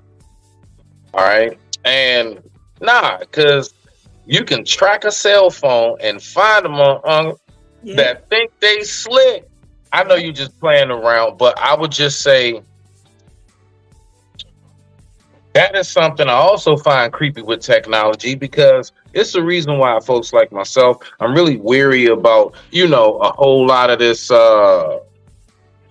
like, I guess you can say, like, doing everything online, right? Doing everything online. I'm weary about those things simply because people can track you, people can see you, people can, people you at. I had to tell my ex one time, I'm like, yo, you signing on your phone with your fingerprint? What's wrong with you? But I'm gonna leave that alone. So I don't know. I mean, the whole tracking people, yeah, but guess what? As much as you tracking somebody's tracking you, my dear. Remember that. Okay? So let's just I'll give y'all it ain't just one fish chase another. You got a small fish, you got a fish chasing that one, a bigger fish chasing that one, and we know how that line goes. And hold on. Let me just real quick, all right? And technology is on your side. Really? I do get it. Technology is on our side. As somebody with the accident that I had, I am so thankful for technology. When it comes to the people, the wonderful people I met up here and everything else, and the relationships I've been able to build, I am so thankful for technology. Word. But is technology really on our side, or is technology putting us beside ourselves? It controls. We're gonna let that sit. But go ahead and rock out. Brooke first, and then you, Brother Mac. Brooke first. But technology is to keep us in line. Hence the AI that's about to come out. That's going to keep us further. You can't keep yourself in line? I can keep myself in line. I know how to do it. I do it every day. I check me every day. But I don't need no technology to keep me in line. That governs what you do. That's the thing. Think about it. Look at your. I give you one. I was going to give y'all something else that a soldier gave me, but I ain't going to do that because I'd scare the hell out of you. But you know what I'm saying? Look at your social media in general. You say the wrong thing on one of these platforms because that's what you just want to say. And see if you can find your page. You know what I'm saying? You can find your followers. They will mute you quick. You get what I'm saying? We are governed. Technology keeps us in line, in place. They have done everything but gave us the mark of the beast, and trust that is coming soon. You know what I'm saying? Well, that's already here. If it wasn't in them cute little bullets that they put in you in the pandemic, I'm gonna just say that. You know what I'm saying? That's all I'm gonna say, because you can't even say. I'm gonna say this. Can't even say about the technology, word. right? You know that, right? Technology, right, is beneficial, and it's also detrimental based on how the person who has the control over that technology uses it. Now, when you say the mark of the beast, guess what? They got Neuralink out. Neuralink has been implanted into a human's brain now, right? Which is a microchip inside of a person's head. But let's go back. What kind of phone do you got? Well, yeah, this definitely is one. I was about to say that. I had it in my hand. I was gonna say that. What kind of phone you got? I guarantee. I'm an Android man. I'm on that S22. I'm an Android man. I don't like iPhones. Fuck iPhones. But guess what? It don't matter if you got Android or iPhone. guess what? You still won't leave out that motherfucking house without that phone. Yeah. And Samsung is definitely a tracker. That's all I was going to tell y'all. Any Samsung TV y'all have in your house, notice that when you turn the Samsung TV off, it's still on. Did y'all notice that? It's almost every TV. However, look, check this out. If that red real quick. Let me just address this real quick. Let me address this real quick, and then you go ahead and rock out. Social media is a tracker. Social media is only a tracker for what you put on there to be tracked. If you know how to not put every goddamn thing out there and shit you ain't got no monkey ass business doing, then it ain't nothing to track. Yes, it is. You can track me eating dinner with my family and taking my daughter to the park and having a lunch with my lady. And yeah, you can track that all the fuck you want. It's only a tracker for what it is that you allow to be tracked. You want to put all your business out there? Then you damn right. And I tell people that all the time. You need to stop posting all your personal business. And then talking about who's this and why y'all talking about me. You can't put it out there and say that shit. So I'm just going to say I'm with you on that. But we got to recognize, you know, Schmitty, where your phone Y'all right. Schmitty? Y'all right. Go ahead, I'm going to tell you why. If I get mad at you on social media, let's say Instagram, and I dox you, you know I can find your location at 24/7 because it goes by your IP address. It's called white pages. Listen, all you need is a nigga's name and or a cell phone number. Like, it's little shit. Nah, look, they got apps for you to like. That shit's creepy. I don't fuck with it. I don't have no time for that. For all social media, you would have to. Like, you know what I'm saying? But yeah, nah. They got some wild shit out here, dog. Yeah, it's crazy. You know what I'm saying? What you saying, Ron? Where's your phone at right now, Schmitty?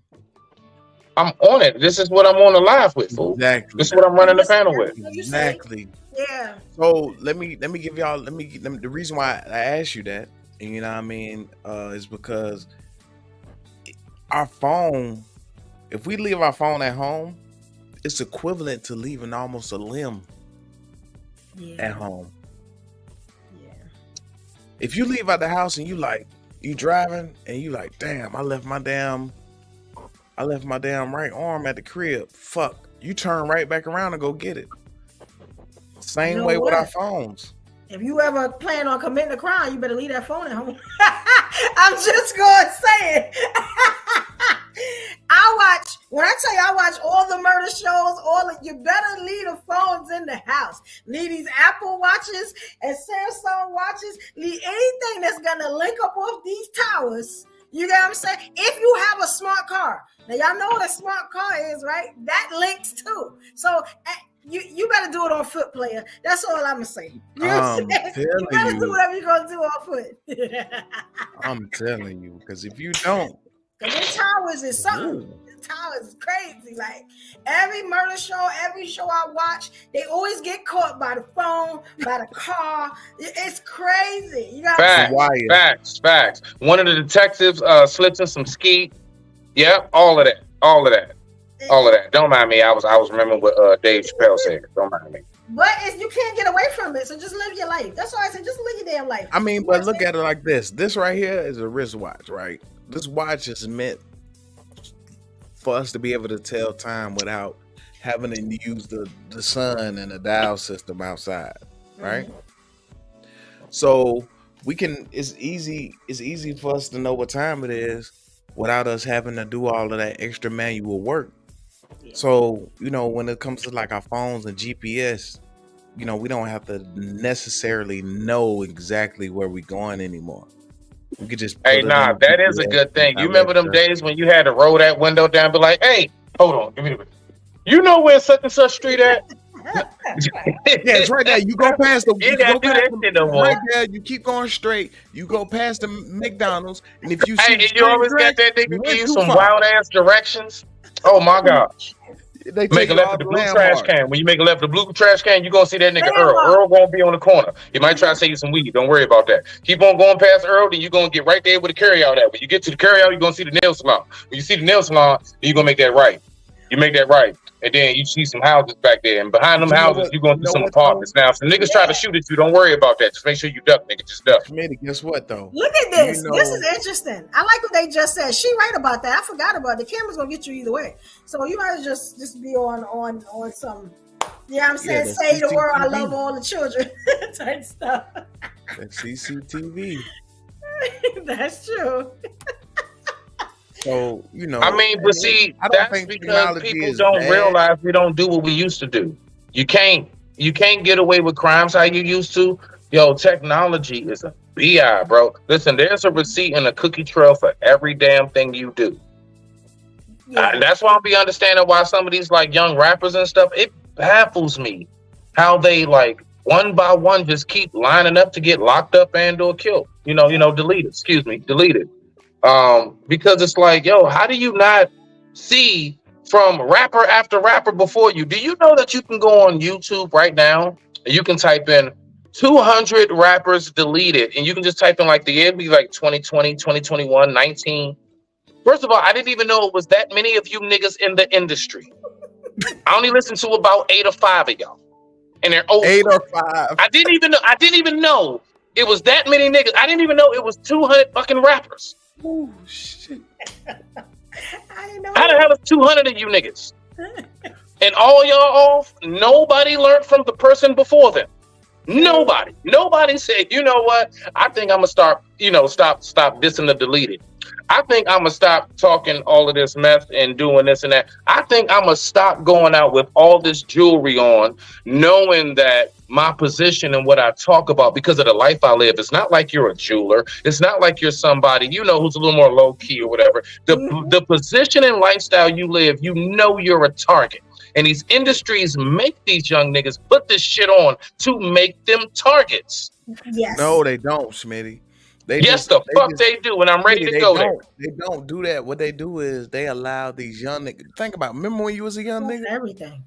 You remember when you was a young nigga? Just I was never concerned. I'm gonna be real with you, dog. I was always, I'm not too far off what I am now. I've always been real kind of down to earth. I just like to be clean and fresh. I never been concerned about jewelry. Never been a jewelry wearer. But you did say that when you was you did some wild things in your life, right? Oh, most definitely. Now just imagine this though. Imagine this if they gave you millions of dollars to do that. It'd have fucked your head up back then. And you would think you were doing everything right. I don't know, bro, because me and my brother been talking about this. Nah, me and my brother, we did music, dog. Nah, Rob. Ron, listen, bro. Do you know the scariest thing everybody doing right now? What? They're driving demons and Hellcats. Yep, exactly. Thank you, bro. The names that they say. The names that Demon Time, my nigga, all of that. Yeah. Like niggas like flirting and playing with shit that we are not supposed to be playing with. Yeah, you're right about that. Demon Time is like real talk. Like that shit baffles me. And it's like you don't learn. It's not that they're not learning, it's that like when I was 16 years old, I used to think I knew everything too. And bro, I ain't never played with no devil shit. Now 20 years later, I'm 36. Now I'm like, man, I don't know nothing. The older you get, that's right. We learn that we know nothing. Only God knows everything. And that is and that is when a man is coming. That's when you're really coming into true wisdom. When you actually come to that conclusion, all the shit that I've learned, I don't know nothing. That's a man truly stepping into wisdom. If you remember our grandparents, right? Our grandparents used to be like, they don't want to get, my grandparents, touchscreen phones was coming out. You know what I mean? Right before my grandmother passed, the last of my grandparents. And she was like, I'm not getting no touchscreen phone. That's the devil. She talked so bad about touchscreen phone. My daddy still got a big pager right now. But he got a touchscreen phone though. But it took him a minute because he see how ease of access it is. How you were able to go ahead and just do certain things a little bit faster than it was when you was able to use that phone, especially like texting and stuff like that. He can hit a button and he can talk his texts out. Technology is not bad. It's just depending on the person that uses it. Yeah. Either way, you have to. Technology not bad. It's just bad for humans, in my opinion. My opinion. We're the creator of technology. And we're also the creator of atom bombs, bullets. I don't know. Diseases like AIDS and shit. I don't know. Do we want to go down a list that we're also the creator of that has been absolutely detrimental to humanity? So, do you believe the Noah story when he was supposed to actually delete his grandchildren that were born that can produce more children? My whole thing with anything that is of biblical historic information, I believe the stories.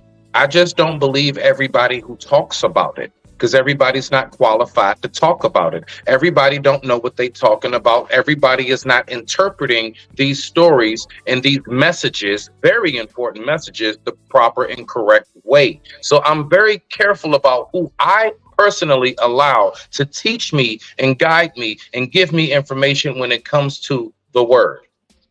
Right. So, with that being said, I personally, I'm a connoisseur when it comes to that Bible, that book, and I just know the Noah story. I had to go back and look at it again because he was supposed to let the world be cleansed of humans. You know what I mean? And so the world can flourish. But he was unable to do it at the last minute. After everybody done passed, after the flood and everything, his daughter was having twin girls. If it was a boy, that would have replaced the other Jebediah. That would have replaced him as being the last man on earth. But since it was two girls born, twin girls, he couldn't delete them because all he did was feel love for his grandchildren. And if, according to the Bible, if he didn't do that, the world wouldn't be the way it is now.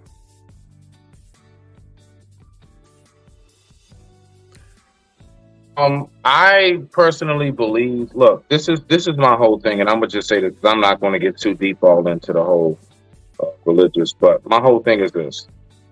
I personally believe that every story that we know, from a Joseph, a Daniel, a Noah, a Job, a Abraham, a David, a Solomon, Samson, Delilah, you name it, Saul, I don't care who, James, everything from that, and even things outside of that, everything that has taken place is a contributing factor to what it is that we know society and humanity to be. So if we just stick with the biblical sense of it, I'm just one of them people, I personally, bruh, if you really are reading it, if you truly are diving into it, you recognize how everything's connected. And people try to make too much emphasis on one particular this person or that person.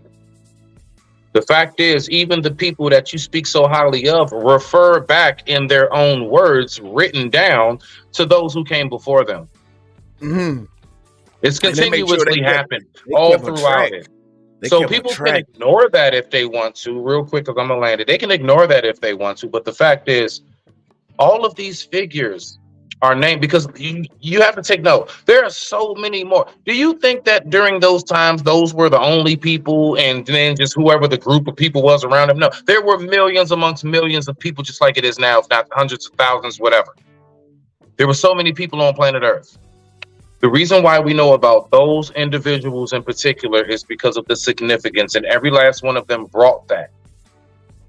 Even in their trials and tribulations and the flaws and the stories in which we hear, such and such was a drunk, such and such committed adultery, such and such, is still a message behind it. Every story is important and significant. And if you're really, truly about that word, then you recognize the fullness and the wholeness of it, not just the bits and pieces and parts you want to pick and pluck at. Not just what feels good or relates or what you feel like is the parts you like of the movie the best. There was something that led up to that action scene that you love so much. There was a whole dialogue and a whole storyline before we got to that action scene when they fighting flying off the roof.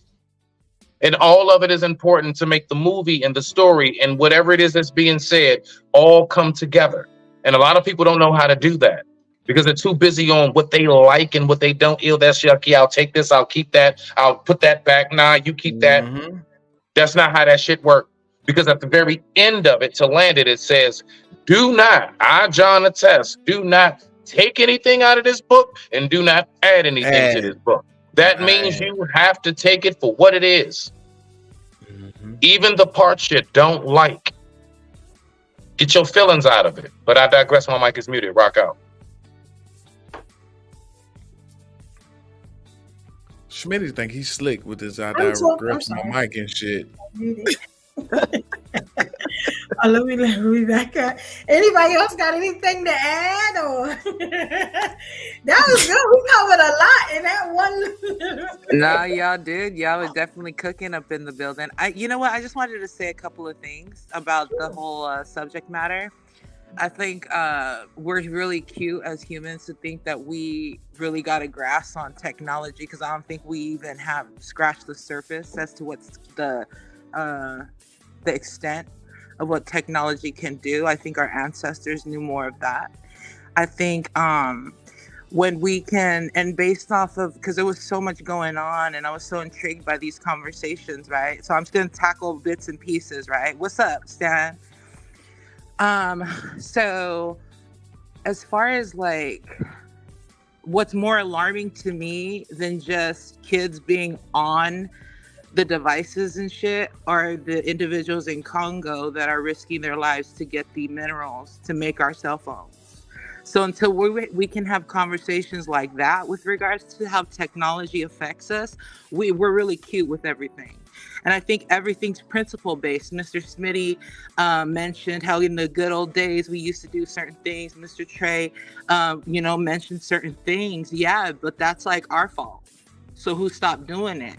Somebody in the chat had said that we're just kids raising or babies raising babies. Yeah, because everything's all trauma based. That's why motherfuckers be on the phone all the time, or whatever they're doing and escaping, right? I don't mean to make light of it.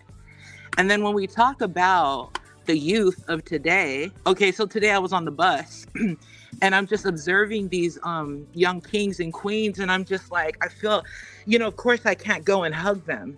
You know what I'm saying? But that's all I wanted to do was hug them. I don't give a shit if you smell like onions, and I don't care if you're over here cussing because you're not in front of your mama right now. You don't even know your fucking worth, and that's our fault. So rather than sit here and just blame them and to say, and really honestly, I'm about to be a grandmother. That's pretty dope and terrifying. And it's only terrifying because I feel like there's so much work that I have to do. So if I want my lineage to mean something, then it starts with me. So I need to get on my shit, you know what I'm saying? So I'm just saying this is a time for self-reflection. And if we, and rather than asking why shit is the way it is, rather than griping about why shit is the way it is, we maybe need to ask why shit is the way it is. And if we're really paying attention.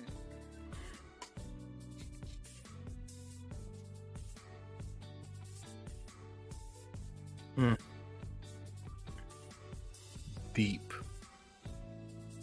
All right. What you think about that, Stan? Okay. Go ahead. Congratulations, Ruby. Congratulations, Queen. Yeah, congrats. Like, what? It's just a Tuesday afternoon, my loves. That's all it is. Or whatever the fuck today. Wednesday. It's a Wednesday afternoon. I would have never guessed that you would have been a grandmother. Yeah. My son is having he's having a baby. Let's talking about babies having babies. You know what I'm saying? But something's got to change somewhere. Hey, you know what my philosophy is with that? I think that grandparents should raise the babies. I agree. You know why I say that, Stanley? The village. The reason why he's like, no, he's like, heck Me no. too. I'm a granddaddy. They should help. He's like, I'm a granddaddy. No, I'm not raising nobody babies. Look at Trey. No, but seriously though, like this, just imagine how much game you can give to your grandchild. You know what I mean? About life is in its entirety. in the simplest way that you can give the game to. Because the parents are still growing. Like, I'm a parent. I'm still growing mentally. So I'm still learning. You know, it's a lot of things that I might have missed when it comes to being with, because I still have to go to my mentors, and I still have to go to my elders to learn, you know, to gain a lot of wisdom from the things that they experienced already. I've only been on this planet for just 36 years. So I want to figure out what this person that's 75 knows. Like, they should be raising the children, because they done seen it all. They done seen it all, from the technology change, from when the internet was in the internet to now, to kids going outside riding their bikes and everything. Like, they seen it all. And they can give a child, a modern day child, a lot of the game that they need in order to strive for excellence in the future, I believe. No, man. I want to give you an example of that game that a grandfather would teach their grandson. Hey, good evening, everyone. My name is Stanley Joseph, aka the Black Samson. Check out these locks. You don't have to cut them to hold me, ladies. And that's the game. Great marketing. Get it, Stan. And that's the game my grandfather be teaching me. So no. But I will say this, in this day and age, I was talking to my brother about this. It's amazing that kids nowadays are growing up with their great-grandparents. And to me, that's amazing. Yes. Because that was never normal before. Like, you never saw, and these great-grandparents are active. And they seen generations. And I'm like, wow, that's very profound. To see great-grandparents and grandparents and your parents, and then your great aunties and your uncles, and you're growing up with all this. To me, that's more amazing than anything in the world. So congratulations, Ruby.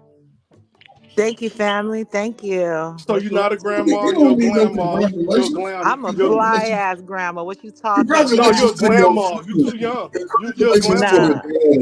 Nah, I don't need that glam. I don't need you the already got it. You gonna go drop off your granddaughter, and people gonna say something. You like, you know what? I'll take your husband and your son and your grandson. So now our lawyers will just reach out. You know what I'm saying? We're too cute for all that. Hey, let me ask this question, right? Oh, So Smitty, hold on, Smitty. What's up?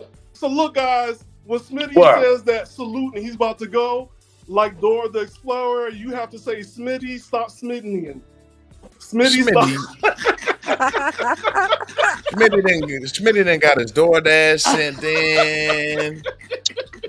He over there You gotta catch eating. Smitty. You gotta catch No, him. just So get he said food my sent to mic me. is muted. You Listen. Like, don't go.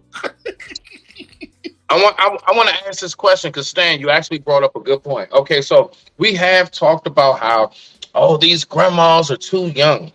But you know one thing I noticed, like most things throughout our community, we never get rules of engagement, actual definitions, and criteria and qualification down packed. So Stan, I want to start with you and whoever else. Matter of fact, Stan, then Brooke, because it's your show, baby. I can't say Stan, too I long. want to ask. I want to answer the question. I can't say too long, but before I go evolutionary era, I just want to say congratulations on the therapy. I have seen you change over the months. I have seen you grown. Before, That's girl, right, you used Queen, to have get your it. you used to have your brass knuckles and knife ready to go from Brooklyn. You've grown a lot since then. Thank you, Stan. Okay, Thank you, I just want you to know that. Smitty, take Now she got a brass cucumber. Now, Stan, I want to ask you this. Look right. Lord. Y'all know I love my Go cucumber. ahead. What I say? Okay. What I say? So look right, Stan. What is too old? I mean, no. What is okay? So that criteria as far as young grandmas. What is the age that should be considered? Like what is the age where it's like, okay, if we hear you're a grandma at that age, acceptable, no questions asked. And what is the age that is considered to be too young to be grandma? That's a hard one because I grew up in the South, right? That's what she said. And it's not, here's something what people fail to realize, just because you're having coitus, where 1 and 1 might equals 3 or 4 or 5, right? I don't know if I can say that S word that ends with an X on YouTube. Can I? Relation. Yeah. Oh, I can? Okay. Just because you're having sex doesn't guarantee that you're going to have a kid. That's something we learned growing up in the South, right? Also, it's not if you, and also like sometimes that child is supposed to be here and then that's it, and whatever reasons, right? I think what's happening, what we don't realize is that before, people couldn't have children and people would take your kids based on that you were poor. And that's something like people don't understand. Like, we know we complain, we put pressure on people to not have children so early and not to get married and not to start a family. But the reality is a lot of people done it that way and they gotten older and they couldn't have kids. And they used to take other people's kids. If you look at, I mean, CPS is like, seriously, like CPS is like really new. Before, CPS didn't care about the family. CPS will take you away from your parents. Your parents couldn't afford you. And then somebody else will come in and become your new parents, and you have some new names. If you look at this show called Unsolved Mysteries, man, there's a part of American history that's so dark that we don't even talk about it. It was, you know, we're talking about like we ain't talking about slavery or nothing crazy. We're talking about this was ongoing from the 20s, 30s, 40s, 50s, 60s, even the 70s. Your kids were taken away from you because you couldn't afford your children. And that was it. And so like people who have done it quote unquote the right way and waited, guess what? They couldn't have children. And sometimes it's something that we all have to weigh in. Like, yo, if you wanna be a parent, you really gotta start in your 20s and start your family now. I'll say this, you can't have it all. And that's what we're realizing, you can't have it all. You gotta pick and choose your destiny because you can't have it all. It's not realistic. What's up, Unc? What's up, I'm gonna fight you. Go ahead, Uncle Ferg. If you got something, go ahead, Uncle Ferg. Yeah. I'm gonna backtrack a little bit. No. Appreciate you, brother. It's always good. I'm glad to see you get that natural going. I'm gonna say something to what Ron Mack said. Brother, look. Ain't no damn 65-year-old grandparent trying to babysit no dumb ass badass kids, first of all. It's their time to retire. It's called retire. Now, the dynamic part is this. If we really want to see some change in men, especially young men, and I've been saying this for a while, mothers, when your son turned 12 and his balls separate from his body, give him to the father or righteous brother. Just say, man, he gonna stay with you, man. If you can drop him off in school, great. Other than that, man, he gonna be over here every weekend, man, holiday, whatever. Because he needs a man to show him how to be a man. To get back control of his emotions. To learn how to fucking clean himself as a man. He has to have that. A man is going to put him in some direction. Clean this up. Get this. You don't know how to do it? Let me show you. I'm gonna give you one instruction, then you do that shit. It's going to help him in the long run. He's not going to be laying on your couch at 35 and you talk about my son, and then you meet a guy and you talking about your son. Yeah, how is he? 35. That's a fucking grown man. That ain't your son. It'll make your life so much easier, ladies, if you give your son. I know it's a money bag for you. Some of y'all, that's why y'all have them 5, 6, 7, 8 years apart. 18 times 3. Do the math. You can retire yourself from that shit. Get a son to the father, because once his balls separate from his body, he no longer needs titty milk. He needs a man. He needs to smell man balls. Uncle Ferg, Uncle. Okay, wait, Uncle Ferg. Okay, one, I don't want to smell another man's balls. But it's your son. Yum my ass. You stop it. Now, hold on. Uncle Ferg. He watches a man. What does that mean? Hold on, Uncle Ferg. What does that mean when your balls separate from your body? Because I still got both mine. It means you come into the age of maturity as a young man. Gotcha. Okay, rock out. Your pre-puberty days, when we start having those wet dreams, because now we know what women are like. We can visualize it in our dream, everything, how to deal with a woman. But if it's not channeled the right way, we get what we get out here.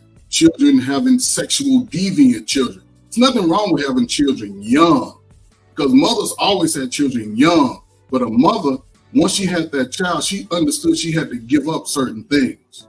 Didn't mean she didn't have fun. She had fun. But she had fun with single moms clubs, not the fucking single, we go strip on the stripper club. Then you leave your child to the demise of whoever. That's why I say this, the women could listen. Women's lives could be so much better if they get their son. You take him for the first 10, 11, let the baby daddy get him out of there. Make a deal with him. Go talk to him and say, look, we can work this out. We can work it. It will make your lives so much better. But here's the thing. If you have a daughter, you have to do everything you can to teach her to be better than you. We're supposed to raise our children to be better than us. We don't compare ourselves to our children. If you compare yourself to your child, I don't give a fuck if you got a girl or boy, you're a fucked up ass parent. You fail. You're neglecting your child. You're supposed to teach them to be better than you. Show them the shit you used to do and be like, this ain't the shit you need to do. Don't let a kid see all your fuck. Listen, kids can't see your ass and titties and your booty for men when you're sagging your shit all their life. That shit generational poverty thinking. It's not that you poor, you thinking poor. Hell, most of us in my age grew up out of the projects. Fuck, we was able to buy houses, cars, and shit, whether you was married or single. I mean, I don't see how we got to such a place where everything has to be mine. Fuck them kids. I got 3 kids. Fuck them kids. No, the kids are included. They come with us. They carry on our limits. But I'm telling you, the trick is easy. Now you listen, I don't have all the answers, but try some shit. That's what these huddles are for. We huddle up, just like playing football. We call a play. Some of us go out and run the fucking play. If shit don't work, come back to them and say, look, I tried it, but. Right. Uncle froze. Oh, and man said he was really talking too. He is. He froze. Okay, yeah, What's but up, he's Queen? right. I agree with everything he said.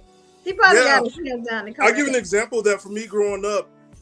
I had mentors. My uncles would come and get me, so my mom would. Definition. Oh, this is my last thing. When you read a definition of something, read the fucking first definition. Get you a big, thick dictionary. Read the first definition and the second definition. Because it can be a noun and it can be an adjective. It can be an adverb. It can be anything that it is in context. You have to understand the context. And don't be so hard on yourself. You're going to fuck up. And we all got the same big nose, big lip. Bam. Yep. Yeah, somebody probably calling him. He probably getting a call. Shining over. You shining over. I'll give it to you today. So we got Queen in the building. All right, Queen. I see you down there. Okay, now don't play yourself. Don't play yourself. That's not how she said. She said, "Don't play yourself." Don't play yourself. Yeah, hold on. Hey, so if you just got anything to say, go ahead and rock out. You got the floor. Let me step in for a second. Hold on. Hey, so I heard a lot. I heard a lot of what Uncle Ferg said. You know what I'm saying? Yeah. And I agree to a certain degree, but I think a lot of times when it comes to people of color, the reason we got to teach our kids certain things is because we just don't have generational wealth. Oh, I'm going to explain. Oh, yeah, you're ready to hear it? Yeah. Here we go. Right?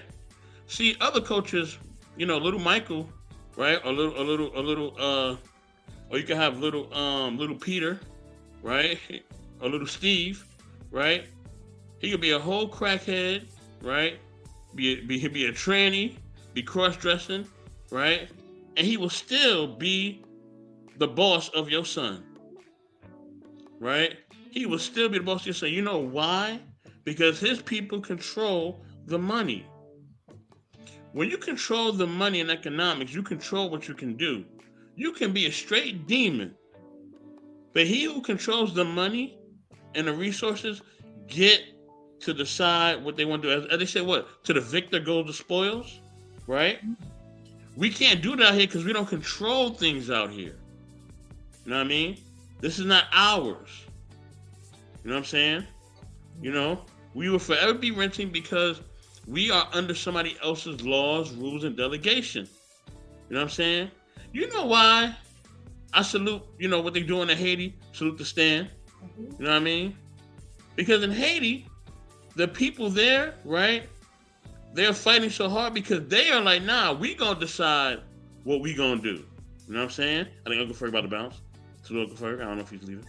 All right. But we decide what we're gonna do, right? And with us deciding, with them able to decide what they want to do, right? They're able, you know what I mean, to basically, you know, go at the government and you know what I mean, and form militias and form whatever they got because they're like, nah, we gonna control what's going on in society. But our people here don't control nothing. We don't. You know what I mean? And that's really what it is. So yes, a lot of times we have to teach our kids and our men and our women certain things because if we don't, we ain't gonna survive. We know that for a fact. You know what I mean? If we don't teach our sons and daughters certain things here in America, our sons and daughters certain things here in America, we ain't gonna make it. Because we don't control the politics, we don't control the socialism, we don't control the money or the resources. That's what it boils down to. You know what I mean? Yeah. If I have a home, right? You know, I could literally do whatever I want, right? If you decide to live in my home, I dictate the rules. You know what I mean? If I say that I want you to eat Pop-Tarts on a Sunday morning, every morning, if you want to live here, guess what? You're gonna be eating Pop-Tarts on a Sunday morning every morning. I don't care. Wait a minute. What country is this? So, what country? What country are we in? We in America. I'm sorry. If you want to live in my house though, you want to live in my house, right? What country? America, but you still want to live in my house though. You know, people go to prison for that. It's called abuse. Yeah, but no. But you say you want to live in my house. If it's my house, it's my rules. I get you. Like, no. I think a better example would be like, because you can't dictate what somebody eat. I'm just fucking with you, big dog. I think, no music after 10 o'clock or 9 o'clock. I don't care if you think it's too early. You can't play no motherfucking music after 9 o'clock. Unplug shit when you're done with it. No electricity, no shit just burning. Whatever the analogy, right? I'm okay. As an example. Whatever analogy, right? He said you gotta eat Pop-Tarts, nigga. Yeah, I dictate the rules. Can it at least be like strawberry or like brown sugar? I like strawberry or brown sugar. Me too. I don't care what flavor you pick. But I'm just saying I dictate the rules. So when somebody owns things or they own something, they determine what goes on. And that's really what it is. So that's why we have to move a certain way in this country. And we know that. You know what I mean? But Queen, it's on you. You know what I mean? I'm about to grab my cereal real quick, but Queen, it's on you. Go ahead. Oh, cereal. I am not surprised. Don't nobody up here act like you shocked.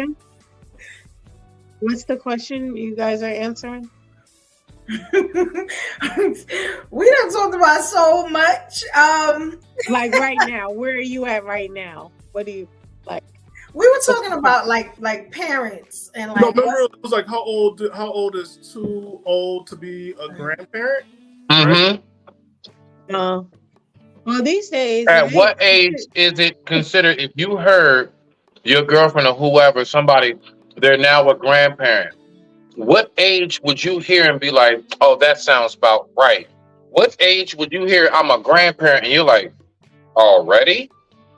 What is the too young? Because I notice we say that we always talk about young grandparents, but nobody has put an age on what that is. Is it 35? Is it in your 40s? Should you only be a grandparent once you hit like mid 50s and up? What is the criteria for too young as a grandparent? You got the floor, Queen. I think if you say you like 23, 24, 25, and you say you're a grandparent, I think that's too young. But that means that's Brenda had a baby. Yeah, that's all I'm saying. So I don't think it's necessarily an age. I don't really trip. I don't really care. So a young lady, she's 32 and she's like, my grandkids are on the way. To you, there's nothing out of the ordinary or nothing. I think that's fine. Okay, What, nah, respect. 32? That Okay. means she what? Yeah, I mean, with how old are the grandkids? You never know. And then you don't know the definition of a grandkid is changed too, because it could be foster kids.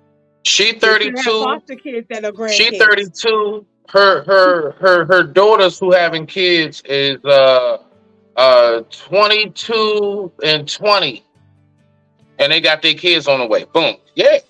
She's 32. Her I still don't. It's, well, All there's no right. age Her she's kids doing. is like That means she's 17. pregnant when she was 17. 12. 17 and 19. There we go. 17 and 19. I don't know how to do the math on this ratchet ass shit stand. I want to raise around this. I don't know how to do this ratchet ass math. I don't think it's anything. I think, sometimes kids who have I've known young girls who have kids in high school, junior high school, and they're amazing parents, and they actually help them. I know people who've had kids later on in life, and they're ratchet, they're hoes, they're traps, and they shouldn't have never had kids. So, I don't think it's necessarily an age. Stuff happens. Let me come up here. Let me come up here with you, Queen. You know I love you, darling. Queen, gotta get out of that. Don't play yourself. Huh? Queen. Oh yeah, you heard me now, huh? Got her attention. Queen, don't play yourself. Are you no? We're not going to play these games. Like, listen. First of all, in my personal opinion, a grandma should have a full head of hair of gray. Okay, if your shit is still jet black, you're damn right. Damn right. That's supposed to have gray. your opinion, though. No, That's I not don't know. reality, homie. Because Well, what I'm where saying is is it? that it's supposed to symbolize a certain stage It and ain't process supposed to in symbolize which you are. shit. At Unity's 30, supposed to symbolize you should something. not What be do no we do? grandmother or father. My brother's It's young. keep is supposed to symbolize something. Where we at with that? It don't symbolize nothing. It don't mean A nothing. grandparent should not It be don't at mean no nothing no 32. more. It don't mean nothing no more. It's not about. I know. the I title. listen. It's a about- lot of but it- things but that it's we not say about don't a mean title. nothing, but It's we're not reaping about the. a title or a character. We don't live in that world no more. We don't But live we're in that getting the world. consequences of these things. But We're seeing the it's not consequences of having consequences. 32-year-old No, grandparents. That's not true. That's That's true. not true. That's not Hey. true. We also see the Mhm. consequences of a 60, 70-year-old grandparent taking care of five That's not five typical. great That's not grandkids, typical. great That's not grandkids typical. who can't afford it. Those are It is one-offs. typical. That's a foster one-off. care system. That's What a do you one-off. think? Why That's you not. think- That's why not you think typical. the foster Usually care at that system age, is they're settled. plethora of kids? It's because the grandparents can't take care of the kids. They too old. They on a fixed income. They can't take. They don't have the patience. Every day, I used to remove.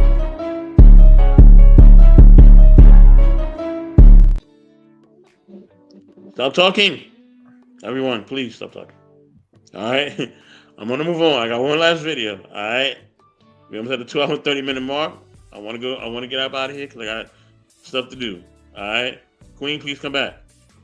But I do got things to do, so I do want to keep it going. All right. Now, let me share my screen. Okay.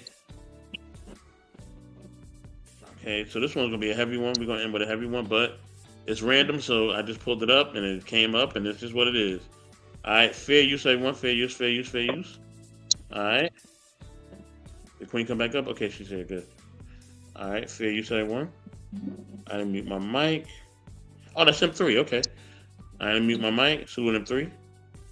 Hello, everybody.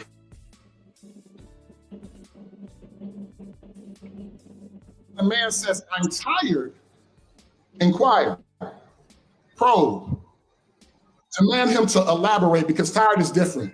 Tired doesn't mean sleepy. Tired can mean that I'm tired of living, tired of going on, tired of moving forward, tired of just dealing with this life, tired of losing. And you know that a man does not take losing well. And you know that your brother does not take losing well. And you know that your father does not take losing well. Do you know that your son does not take losing well? So if he feels like he's losing in the game of life, he might not just take his ball and go home. He might go home and take some pills or a bullet. Your man's tired is different. He needs more affection, more energy. He's tired of dealing with the shit that's going on, tired of going on, tired of moving, tired of losing, feels like he lost anything, feels like he's not worth anything. And I know what you're probably thinking. Why can't he come to me and say that he's feeling suicidal like he tells me he's hungry? Because society doesn't let strong men say that I want to kill myself. Because society finds more value in a valuable man more than a vulnerable one. Because strong men have problems with saying words like weak and help. So we strong men push our pain deep inside our bodies, turning temples into tombs. Tombs turn into tumors and ulcers and self-doubt and anxiety until one day we don't know where we're gonna put it. And then, my best friend. But when a man says, I'm tired, inquire.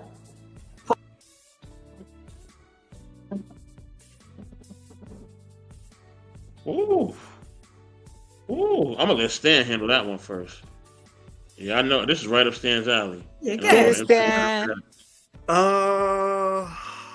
Yeah, this is too deep, but I say it's true. Sadly, if we say anything, it gets brushed off. It's like, yo, you got it, and then that's it. And then after that, you might not see that friend again. Because maybe it's too deep for them to see you go through something, and then therefore you don't want to be a burden to others, so you perform that you well, but inside you carrying this big burden by yourself, and then you become resentful and you cut people off, which draws you deeper into depression. Yeah, man, this is a real deal.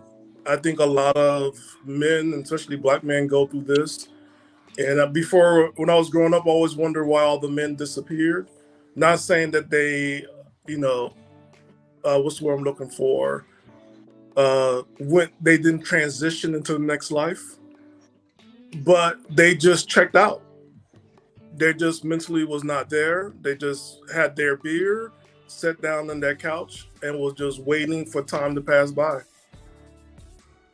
And it's like, now I gotten older, I'm seeing it. I can see why, because you pretty much are alone and nobody cares. And you just have to keep on going because you care about the people that you're in charge of. That's Yeah, I respect that. Anybody else? Any other brothers want to take this? What's up, M3? I was trying to be all right. I guess I'll go. M3, salute. Hello, everybody. Loving Thank a you. hat. We wear that in Cuba a lot. That's Cuban shit. That's that mold down there. Anyway, so look, I actually, as somebody who I didn't talk for a long time as a child, and I'm talking about like just how I'm boisterous now. I was actually a very quiet, shy kid. So then as I got older, around 12, 13, my parents took me to a psychiatrist, whatever, got diagnosed with depression. So my point is, I actually been through the medicational processes of that. I've actually been through going to see the doctors for that, the whole nine. And what I've come to the conclusion of personally, as somebody who has been diagnosed as a chronic depressant, okay? Because you got chronic and manic. As a chronic depressant, what I realize is that if you look at it physically, it'll take you up out of here and it'll eat you alive. If you know how to then dive in, this is part of knowing oneself, and look at it for what I see it truly to be, and that is a spiritual test. Any great figure, any awesome artist, actor, actress, I don't care who they are. Vincent van Gogh, some of the greatest minds on planet Earth, Einstein, Tesla, you name it, all of them, they have a recording of depression, a depression stage, a depression era, solitude stage. Not everybody knows how to pass that test. There are a lot of people who don't realize the depression you're going through is part of a shedding of a shell. And just like how a butterfly must crack through the chrysalis It has to flap for dear life. You see that butterfly when it's landed on the flower or on a tree, on your shoulder and stuff. You're like, oh, it's so beautiful. You have no idea what that thing had to go through in order to get that metamorphosation and completion. It had to flap for dear life. And if it did not make it out of that chrysalis, it would perish. And that is exactly how depression is when it comes to us as people. That is you going from that caterpillar into the beautiful moth and or butterfly that you could be. But if you're not able to crack through that chrysalis, if you don't flap your wings hard enough aka dig into yourself, figure out who you are, try to recognize and try to peep, where is this coming from? Because most of the time, anybody who really deals with depression knows that you get the most depressed during happy moments. It'd be nothing going on wrong. And then just out of nowhere, you just feel like shit. You can't figure it out. Everybody and now the people around you, they notice that you was up and about. Now you kind of straight face and they peeping it. And they noticing the energy and the frequencies have gone down in your radio station. So when it comes to this whole, like the depression, the people who have off themselves and, bless them all, and I get it. It's not everybody can handle it. But I need us to really look at that as the true gladiator games. That right there is when one has to do the against yourself. The ultimate fight for your life, the fight against yourself. That's where all of that comes in. And not everybody is able to conquer oneself. And I'm saying that as somebody who has definitely had those, I want to off myself today thoughts. I have gone through those stages. Okay. And what I'm recognizing to land it, M3 coming to you, what I've recognized is that everything that I've been through, all that shit was a test. I was being tested. I was not able to recognize it and see it at that moment. At that moment, it just felt like I was being fucked with. It just felt like everybody was picking on me in life. It just seemed like God hated me and I was cursed. I had no clue. I was being tested because it's something so much greater that our loving creator was trying to set me up for. And just wanted to see, can you handle this little bit I'm about to give you? Because what I'm really about to gift you with, it's going to come with so much more than this right here. And I just want to know, can you handle what I'm about to deliver? But in the midst of that moment, all I saw was I was being fucked with. I was being battered and bruised. And a lot of people exit out of here before they are able to reach that goal line and see everything you were going through. It was for a reason. There was a cause and a purpose behind it all. It was not for nothing. But I digress. My mic is muted. M3, you got the floor, brother. Thank you, Smitty, and definitely respect to like everything that you're saying, man. I definitely could definitely feel you on that one because, I had my depressional moments as well too. There was times that, that I had thoughts where, about self-deletion, or more so like what would the world would be like with me not being in existence. And I think because those feelings came up about like, having like a small family in California, but then just losing more. And then just feeling like alone, like by myself. Or where like, I want to attach myself with other families to make myself feel like I'm a part of something. And then when reality hits, I put myself in a situation where I get even more depressed. And so for the longest time, like just growing up as a kid to like probably at the stage of like adulthood, like I was never comfortable to like, share like my thoughts or feelings because everything that I shared with people in the past, like I will always get crapped on or they will use it as a weapon. And so where things could be re-triggering, like, you'll go to a place where you think it's called like a safe haven, and you hear other men talk about feelings and all this other bull stuff, But then it's like when you share about these things, they still use that to weaponize against you. And so what I learned from it, especially like in 2020 at that time, is that like I'm not going to stop. But well, in order for me to not continue, well, to continue to like, you know, be happy within my own self, I have to like, you know, always like, you know, constantly talk whatever that, you know, I feel like I go through. And I'll share like, you know, with other folks or whatever. Mr. Best is one, Stan is one of them as well too. But you know, trust like in a lot of people, it's a huge thing for me now these days. And unfortunately, like, you know, men, especially black men, like we don't have like those options, those luxuries compared to women to actually have a group where we could actually be open and vulnerable. And I'm not trying to like, you know, like shit on like, you know, like the opposite gender, but I'm just keeping the reality of it.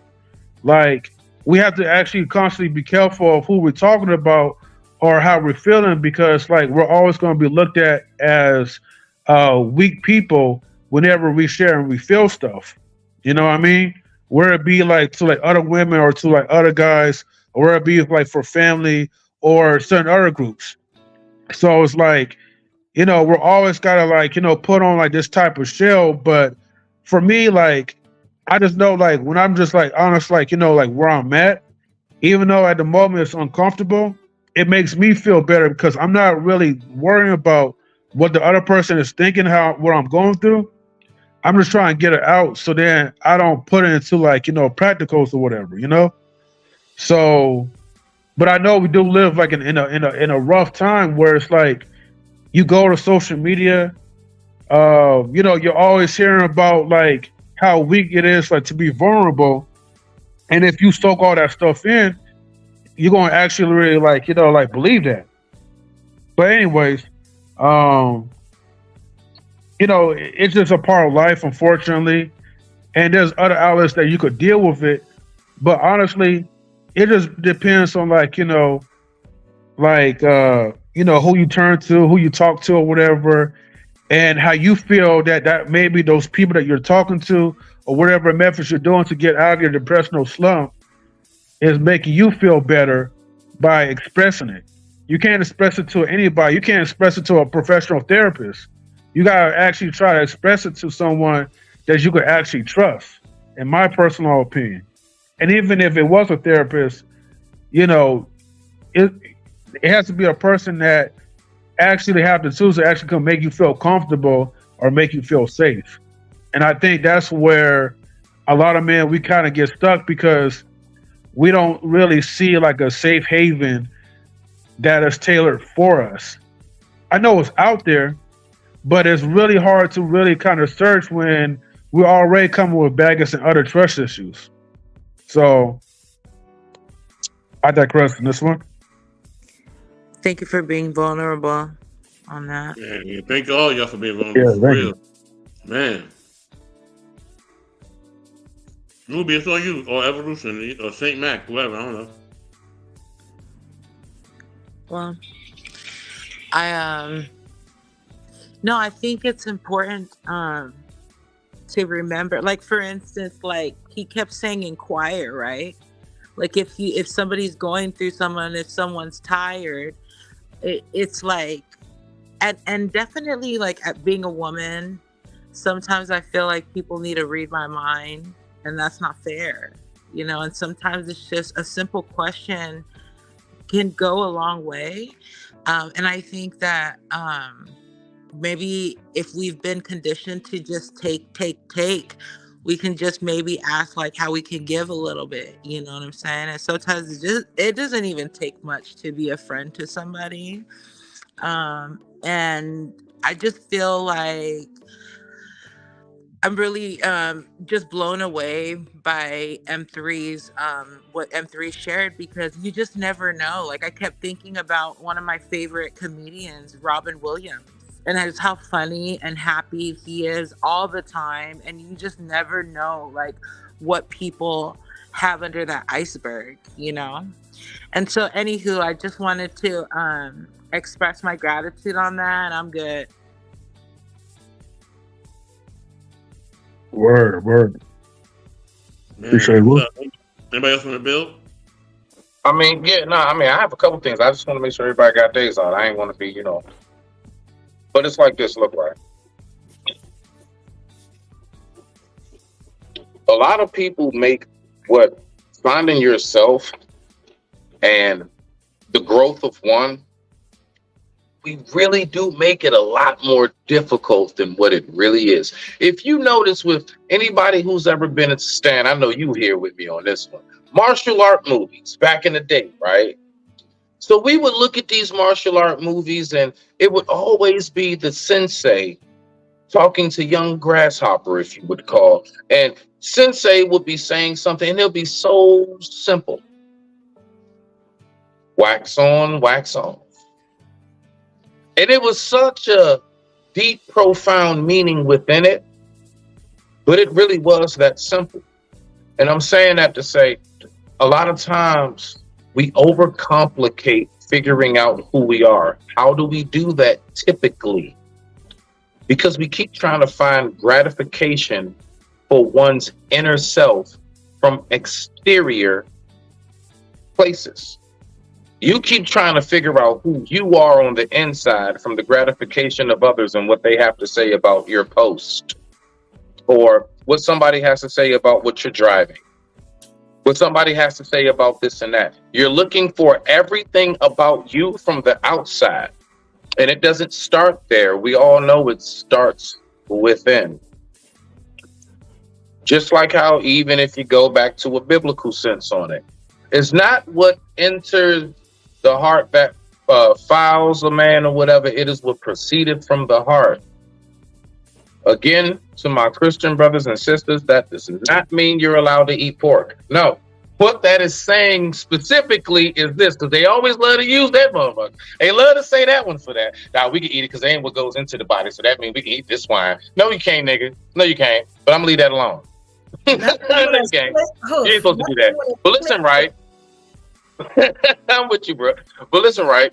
What I'm saying is that what I've learned through analyzing that right there is it's not about what happens to you. It's not about what takes place. It's about what you do and how you receive it. How do you then put it out to the universe? So you can't expect something from the outside to then come in and make you, because you're already supposed to be built from within. And if one is already built from within, there is nothing that should be able to tear you down from the outside, because you know yourself. I swear on life, there ain't not nail one thing anybody can say to me about at this point in my life. Ain't nothing you can say to me about me. You can tell me a whole lot about other things in life, absolutely, because I don't know everything. But this guy right here, you need to shut your monkey ass mouth, because ain't nobody walked the walk except me. Not even my own mother. She birthed me, and from there, I had to crawl. I had to fall while crawling and learning to walk. I then had to learn how to run and jump and climb and swing and every goddamn thing else. And when I exit from here, I won't exit from here crawling back into the womb. I'm going to exit from here separate from there. And so what I'm saying to that is, to land it, is that you have to take that time of solitude and just figure you out. Now, a lot of people would like to call that the whole loving on me thing and shit. Not that reason why I stay away from that, because when you say that, that to people indicates just go take some vacations and spend money you really don't have, put yourself in debt, and then post a bunch of shit that really didn't mean anything because you don't own shit. No, what I mean is really just go off and take some time to yourself. Does that mean don't talk to anybody or anything? No. Still have a life, but make sure a majority of your time is spent. 80% of your time is spent at least for 1 year. I'm dead ass. Bare minimum, 80% of your day is spent on yourself, knowing you, figuring out, because, I talked to a woman and I asked her when I was getting ready to date her, right? We all know why this didn't work out after this answer. I said, so what are your hobbies? What do you like to do? You know what she said? She said, I don't know. Yeah, you see Stan face? Now, real talk. Now, mind you, like this ain't nothing but like some few years ago. This ain't like when we're young. I'm not like 17, 18. This is in late 30s. I'm about 38, 39. And I'm asking a woman around my age, what do you like to do for fun? Like, what are your hobbies? She said she don't know. I said, what are you good at? She said she does not know. She only knows the job that she does. Now, I'm going to let you know something. That is a very, very deep indicate. That is a nice glimpse into the deep well of how many other people out here are just like her, men and women. You ask them, what are your hobbies? What do you like? Like, if you, on your free time, you just home, what would you do to occupy yourself and keep? Because I told her off rip, I'd be like, shoot, I love to draw. I love to write and make music. I also like to do wood carvings and stone carvings. That's also, I like to do carvings and like, you know, pottery, things of that nature. I'm into shaping things with my hands. I love to do that, to mold and shape with my hands. What do you like to do? She didn't have a clue. She said, I'm gonna have to get back to you on that. Do you think that's a person who knows themselves? Do you think that's a person who is in trajectory of on their purpose and figuring out what their highest peak of potential could be? There are people. And I digress. My mic is muted. Brooke, go ahead, rock out, Brooke. Whoever else after Brooke. Well, we all know what's her show today. There are people like that, right? And I've been on a date where somebody has said that. So I asked him what they do. He said, I go to work. I said, what do you do after work? He said, I go to sleep so I can go back to work. So I figured that what they do is they make money. That's their hobby. But they don't know how to tell you that. You get what I'm saying? So it's like null and I got it. Because that's what I assume. Okay, so you make money. Because if you always at work, you get what I'm saying? Like me. You get what I'm saying? I can work 7 days a week if I want to at my job. You know what I'm saying? Overtime, all that. It's always overtime. So if I didn't have anything else to do, I would be a money maker. That's what I do. I'd be making money. So, but I had to put that together. Some people, they can't talk. They can't. You get what I'm saying? I had to say, oh, well, at least he going to have some money. All right. You know what I'm saying? I might be able to do this. Like, you know what I'm saying? Like, and he ain't going to spend it because he's going to be at work. So that's going to be all my job. You know what I'm saying? So, you know, put two and two together. But that's what Superwoman does. That's what I do. But I wanted to tell y'all, right? And I'm not going to tell y'all, you know, a lot about me. But I'm going to just say the creativity, you get what I'm saying? The confidence, the fact that I can get up on any stage, you get what I'm saying? And say something valid, something that'll move you, something that will be a game changer and control the whole show if I needed it too. You get what I'm saying? That comes from me having an issue and figuring out that I could not deal with my own issue. Some people cannot just be like, look within yourself, it's in you. Some people can't do that. I can't figure this out where I'm gonna go. You get what I'm saying? And I asked for help. And my help got me to my two therapists. You get what I'm saying? Not one, two. A woman and a man. That's how bad it was. You get what I'm saying? And with them, that's how y'all are able to see the changes. Because I used to be a whole live wire. And I could still do that on occasion. You know what I'm saying? You had them flashbacks. It happens. You know. But if you don't invest the time into taking care of yourself, doing something for yourself. That's why when we watched the video, I didn't have no sympathy for him whatsoever. And I was like, damn, am I that cold? What's going on? And I'm like, no, because I remember when I was there, but I went and got help. I didn't say, oh, you know what I'm saying? I'm ready to take myself out of here. Because I knew there was something better. I knew that this wasn't right, so I had to fix it. You get what I'm saying? I didn't rely on no boyfriend, no girlfriend, because these are not people that are they might make you feel good for a time, but these are not people that actually study and how to help you with certain issues and actually diagnose, like Smitty was saying, like M3 was saying. Sometimes you need that outside help. And we as a people, a lot of times are too, I ain't going to know.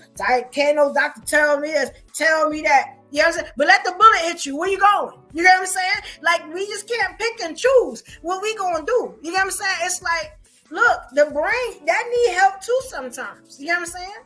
You know, what you see, what you know, ingest all day. You know what I'm saying? Whether it's people, it's, you know, authority.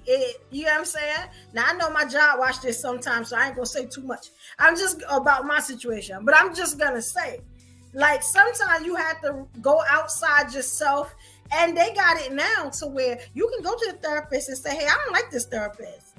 She can't relate to me. I used to always get like white women doctors. And after a while, I was like, okay, this is not gonna work. You know what I'm saying? Becky, Karen, Sue, she don't understand. You got what I'm saying? What Keisha is going through. She don't understand. You got what I'm saying? What Shanae is dealing with. I need a sister. Can y'all get me a sister from somewhere?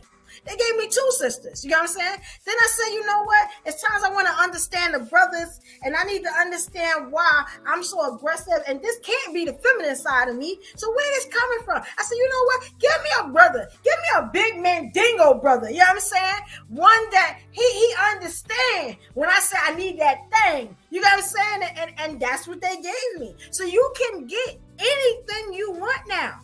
Just like you can go to the doctor and get your heart checked out, you can get the stuff. It's no reason for you to sit and say, I'm going to unalive myself.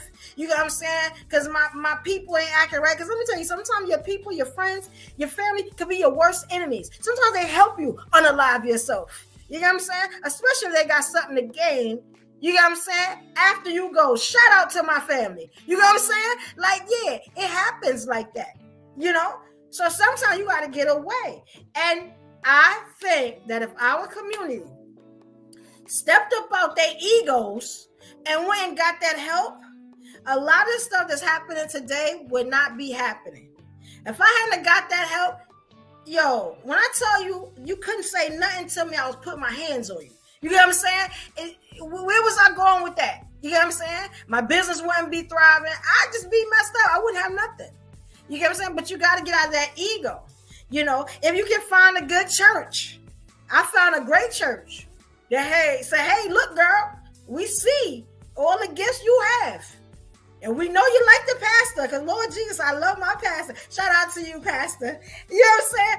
You know, but it was just a thing, was like, if I touch the pastor the way I want to touch the pastor, we ain't going to have church no more, because I'm full in. Touch the pastor where, bro? I'm full in the What region of one's physical are we referring to, Brooke, when we say, I want to touch pastor? Physical. So give me an idea of a story.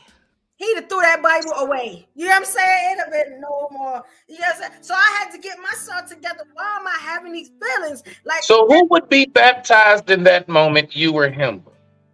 Well, you know, the funny thing is, I met him at a I was getting baptized, but I got baptized in a see-through dress, and I didn't know that. It was just some things. I'll post it on my Instagram. But it was just some things that happened. So the pastor really got to know me. You know what I'm saying? Physically, before he even knew my real name. You know what I'm saying? So, you know, it was just an issue. Me and the pastor, we've had, you know, some. Pimple pastor. Hold on. Are we in the church or we on the blade? Pimple pastor. We in the church. But at the sure? time, I wasn't like saved like I am now. Like I you know, when the pastor come out, you know, he put that dot in your head and he touched your hand. You know what I'm saying? You know, he was touching other things. You know what I'm saying? You weren't fearful of like grandma and them.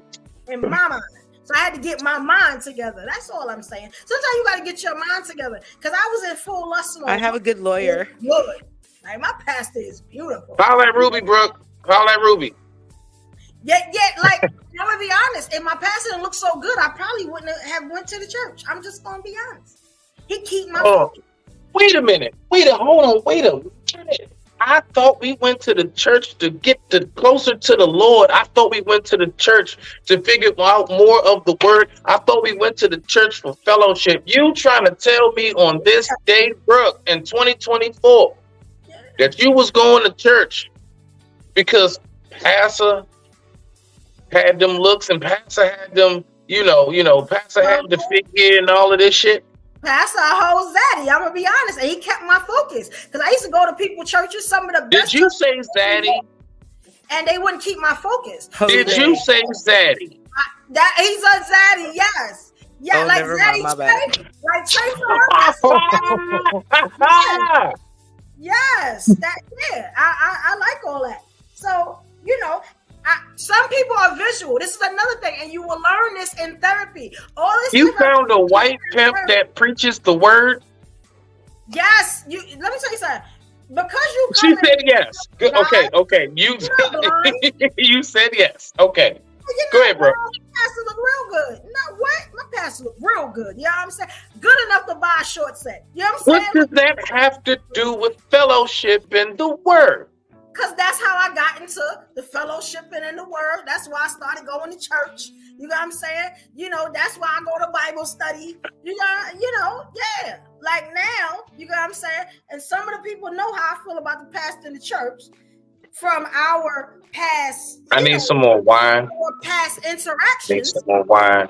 And they guard the pastor to make sure that, I stay on my square. He's, and he's safe. That's all. You know what I'm saying? And I'm good with that. You know what I'm saying? I got sisters in the church that understand, and I'm good with that. But I wouldn't have understood those feelings if, again, I hadn't have went to therapy. Hey, can you tell me why I'm feeling like such and such and such and such? And I got a sister. She's like, girl, don't you go in there acting no damn fool. That's your pastor now. You figure it out. I got a sister. She keep me together. You know what I'm saying? If I'm at, and I say, I'm gonna slap this hoe. I can she's literally speed dial. I can call her and say, look, at any point in time, she will pick up the phone. Look, I'm gonna slap this hoe. You know what I'm saying? She's like, no, we're not. We're going to count. That's right. She keeps me out of jail, literally. I'm still trying to figure out. Okay, Brooke, what did you learn in church?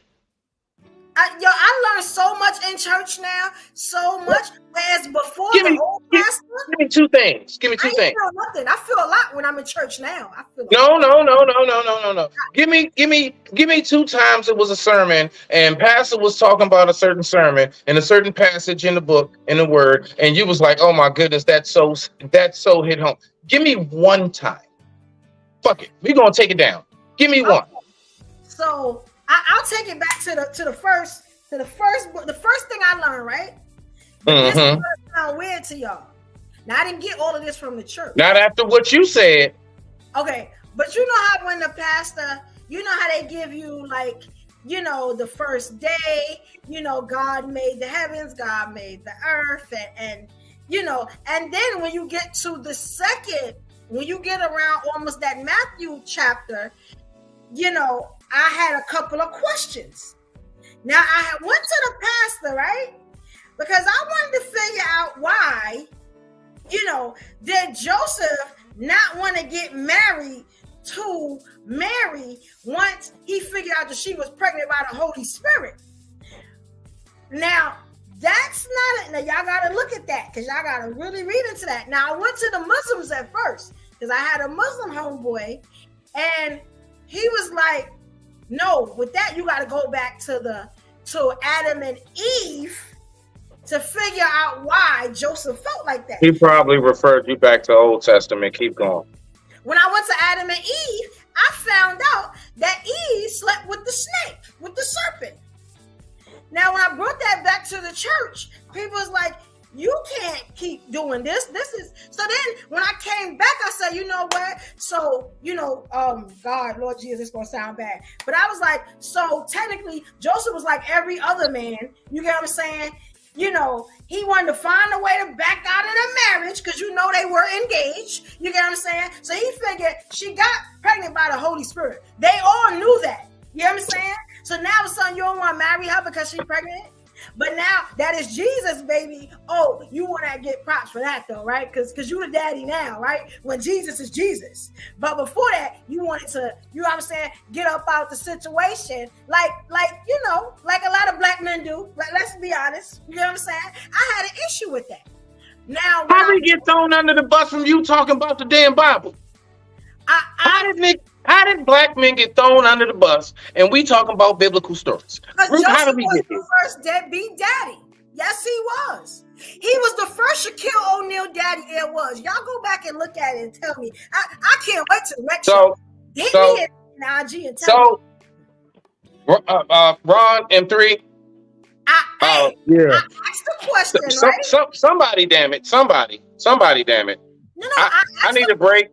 I need to tag out. I'll tell you because you asked me. So I asked the question to the pastor, right? And what he said was, and this is where I had a little issue, right? He was like, you know what? I'm gonna give you a book to read. He gave me the book. I'm not gonna give it to y'all because it's like I ain't gonna give y'all that book. But he gave me a book to read, right? And he said, if you have any issues, you can call me, you can email me, you can reach out to me, and I will help you with every verse here. Now, in my mind, you know what I'm saying? It sounded a little different in my mind. You know what I'm saying? But when I gave it to the therapist said, no, he's being a good pastor. And he's telling you as a young, you're young. So he gotta get you together. He not saying sleep with me. He ain't saying none of that. Like, where's your mind at? And we had to really work through that. So I'm telling you, that's what now I can go to the pastor and I try not to touch him, but shake his hand or whatever he want to give her, whatever he want to do, and it don't go all the way to the bedroom. You get what I'm saying? It may go a little bit, but not all the way to the bedroom where I feel like, I'm that energy is in the church. That lust spirit is in the church because I always have the lust spirit. You know what I'm saying? So it's like, that. But that's what I'm saying. So y'all gotta understand, therapy works. Therapy, you could for everything. You know what I'm saying? For everything. Wait. Hold on. So do you even know where to start questioning this shit? I don't even know where to start question. What the fuck? Go ahead, M3. Huh? My pastor would be like a lamb. You know what I'm saying? I would lead him to slaughter. Like so I don't want to do that to him because he's a good man. Like, you know what I'm saying? So I'm trying to get myself together. Even though I can see he's a white pimp preaching to us. Pastor Zaddy. He's a white pimp that's infiltrating our neighborhood and trying to pick up sisters like yourself. And he's a good man. Rock out, M3. He's Rock a out. black man. He's a nice looking black man. Oh yeah. He that. Yeah, he a black man all the way. Yeah. You said he's a zaddy. He was a zaddy. A zaddy, yeah. A zaddy is an older white man. No, a zaddy is a good looking. No. Listen, I'm telling you. You said a zaddy is an old rich white dude. I didn't know that. A zaddy is basically a white sugar daddy. It's a white sugar daddy. It is. It is. All right. Okay, bro. Look, we're not gonna let you confuse us, okay? But it is my thing, right? Thank you, because I was going by what you said. That's all. But even if he is black, don't mean nothing. That nigga don't get a pass. Go ahead, M3. He may be look. He may be a good man to you, but he's definitely not a good man to the Lord. I don't care what nobody says. I'm not judging. Okay, when was the last time you and Zaddy slept together? Because you mentioned that a couple of times. I didn't sleep with him. What are y'all talking about? You said okay. Am I play the tape back, bro? Did I miss something? Nah, it's something called replay. It's something called rewind, and when the show's over, do it. She said she never said she slept with him, but she said if it went there before she seeked. I heard her say she came over there with a bottle of champagne and a cucumber. That's what I heard. That's what I heard. Bedroom. Thank you. And I heard rose petals and bubble baths. That's what I heard. Yep. And I heard jealousy or something like that. Yep. Look. So I wouldn't have those feelings, and it helped me. That's what I said. The magic of therapy. Sometimes you understand how weird that was to tell my therapist, hey, I'm having such and such and such. She was like, girl, like, you know it wasn't weird telling us. No, because I already worked through it, so there's no shame anymore because I already worked through it. Okay, Evolution, can you wait? Evolution, can you just elaborate a little bit, right? Because you mentioned about the touching part, right? Of different places. Elaborate. I think you What? misunderstood her. What? Glad to see you here. This, and that. Like, yeah, that's that type. It's not. That's the only thing he can do. We're always with the congregation. It's a million of us. You know what I'm saying? So, but he'll reach out and hold your hand or whatever. If he putting a doubt on your head or whatever he do, he blessing you. You get what I'm saying? Like, you know, and he was the one that baptized you, right? Yes, he does. He baptized me. Okay, so when he baptized you, right? Did he have like, okay, let me see. Did he have like, one hand, like maybe like, on like the breast assist and the other hand on the booty before he dipped you down in the water? No, he's been the perfect pastor. He don't even know I like him.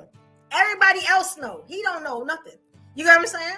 Like the sisters, because we have sisters that do the Bible study, they know. So they always are somewhere where they can keep me where I'm focused. You get what I'm saying? Because I am highly super sexual. You get what I'm saying? Everywhere. Like sex just oozes off of me. You get what I'm saying? So it's like, wow. Yeah, it's really bad. Like it's really bad. So they keep me in line where they stand. When I go stand next to the pastor, they stand next to me. If I'm going to say something to the pastor or whatever, they hear. They like, bitch. Did you ever think to go to the church to pray to get the sexual off you? Did you ever think you just might be in the right spot to have hands laid on you in the right places for the right reasons? Well, he can't bless me anymore because once he touched me, my thoughts go somewhere else. So that negates the blessing. So he don't bless me no more. I go to the women to do it. Yeah, so I kind of avoid him on stuff like that. You get what I'm saying? Because I can't be too mad at that. You going to the sisters as some cultures actually practice that, and they do believe that it keeps the sexual urges from arising. So, I give you that part. I'll give you that part. The rest of that shit sound weird, Nick. Therapy does that. And the sisters, it was my therapist's idea to tell the sisters, like, look, or she said, have a couple of sisters that you respect and those that care about you when you're near him or whatever, that they're somewhere near you. When you move, they move or whatever. If you have to talk to the pastor, you have to do something around him or whatever, because I'm well known in the church. I'm the church DJ. So it's like, hey. Is he married? Around. No. Okay. Maybe you can be the first. You know what? Since you referred to the sisters at the church, Brooke, I would like to take this time, Queen, since you're back up here, beloved. I would like to refer to the sisters. Ruby, I don't know how much help you're going to be, but we're going to include you in this. Okay. Just saying. The Queen, what do you have to say in regards to hearing your sister go ahead and say what she... Oh, shit. Deacon back up in here. We got Deacon back up in here. We got... Hey, look, he got the clouds in the back. He got the clouds in the background. He just switched up the background. All right, Thunderbolt. Okay, Thunderbolt. We're gonna get to you, Queen and Ruby. Talk to sis, and what do you all have to say from what you heard? If you all were in a female circle and she confessed all of this, and you all supposed to be her support system, what do you tell sis after hearing this debacle? Well, you know what? I just I'm over here chuckling because I feel like I've had a crush on somebody in an authoritative position as well. I think it's Didn't I tell you she wasn't gonna be no help? No. Hold on. Let me wrong because I'm not excusing anything, but I'm saying that I can understand where her attraction may lie in the confusion to where we put people on a certain pedestal and it's like, oh my goodness, you're so attractive and this and that. And maybe it doesn't help that he isn't married, I think that it's very good of her to seek therapy, to seek sisterhood, but at the end of the day, like, you control your pom-poms. And so, if it's just like we all just helping you not do it, then that might be a question for you as to you have to trust yourself more. You should be able to be in a room by yourself with the pastor. He should feel safe. You should feel safe. And if you're going through that process, then let it guide you. You feel me? Otherwise, you're just making it about something else. And it's just a matter of time until you pressed against that desk. But she right. All right. Through the process. Thank you. Okay, Queen, what you got for before we get to Deacon? Before we get to Deacon Cloud Watcher. I told you, Evolution. There's nobody like you on Earth, in the motherland, in the universe, in the future, in the present, in the past. Evolution, you are an individual. Yes, indeed. And you are the definition of individuality. Sound like you simping right now.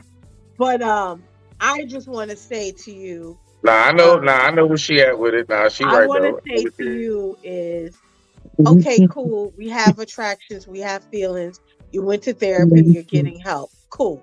So moving forward, are you in church because you really want to get the help you need to get closer to God? Or are you in church because you want attention from Him? Are you going to Him so those are the things you got to ask yourself too. Are you going to Him That's to a good get help question. because you still having those thoughts? Or are you going to Him because you actually want to get help? Because can't nobody answer that to you. So it's good that you got your sister crew, but even with that, you are in control of your actions. So are you moving this way because you truly want to get closer to the higher power, whatever you believe in? Or are you doing it because you still got your thoughts and your dreams about Him and you just want some attention? Because at the end of the day, you know why you do what you do. So that's all I'm gonna say. Queen, that was a good question. I gotta step in. I gotta step in. Right. I gotta step in. Hold on. I'm sending you a hug, long distance. You know, I ain't mess with you in a minute, but I'm gonna send you a hug in a headlock, long distance. What? Let me step in. Hold on. Let me step in, please. Please let me step in. Look. In one retrospect. Don't forget to add the noogie. Gotta add the noogie. In one retrospect, yes, I want to say Evolution. You know, look, you know what I mean. You're doing the right thing. You know what I'm saying. Keep your boundaries strong and all that. You know what I mean. I want to say that, but then also my other side, my Marvin Gaye side, is like, nah, man, get it on. You know what I'm saying? Like, if y'all two consenting adults, you only live once. Let's get it, baby. You know what I'm saying? Hey, only for one night. But so you're now banned from all interventions. You're just not allowed. Okay.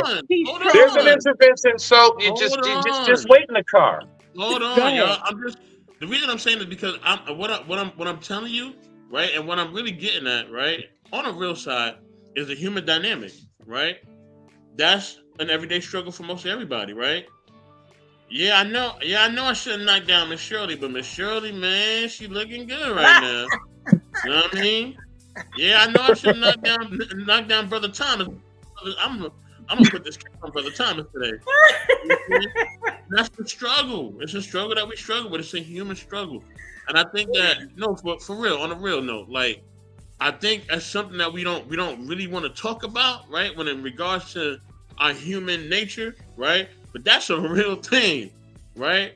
Do I eat the forbidden fruit, right? Do I eat the extra piece of cake that I know sitting in the oven, right? I know I said I was gonna go on a diet. I know I said I was gonna eat the cake. I knew it. But god dang it, that cake looked good. I'm gonna eat it right now. You know what I'm saying? And I got some milk in the fridge and all that. It's going down tonight.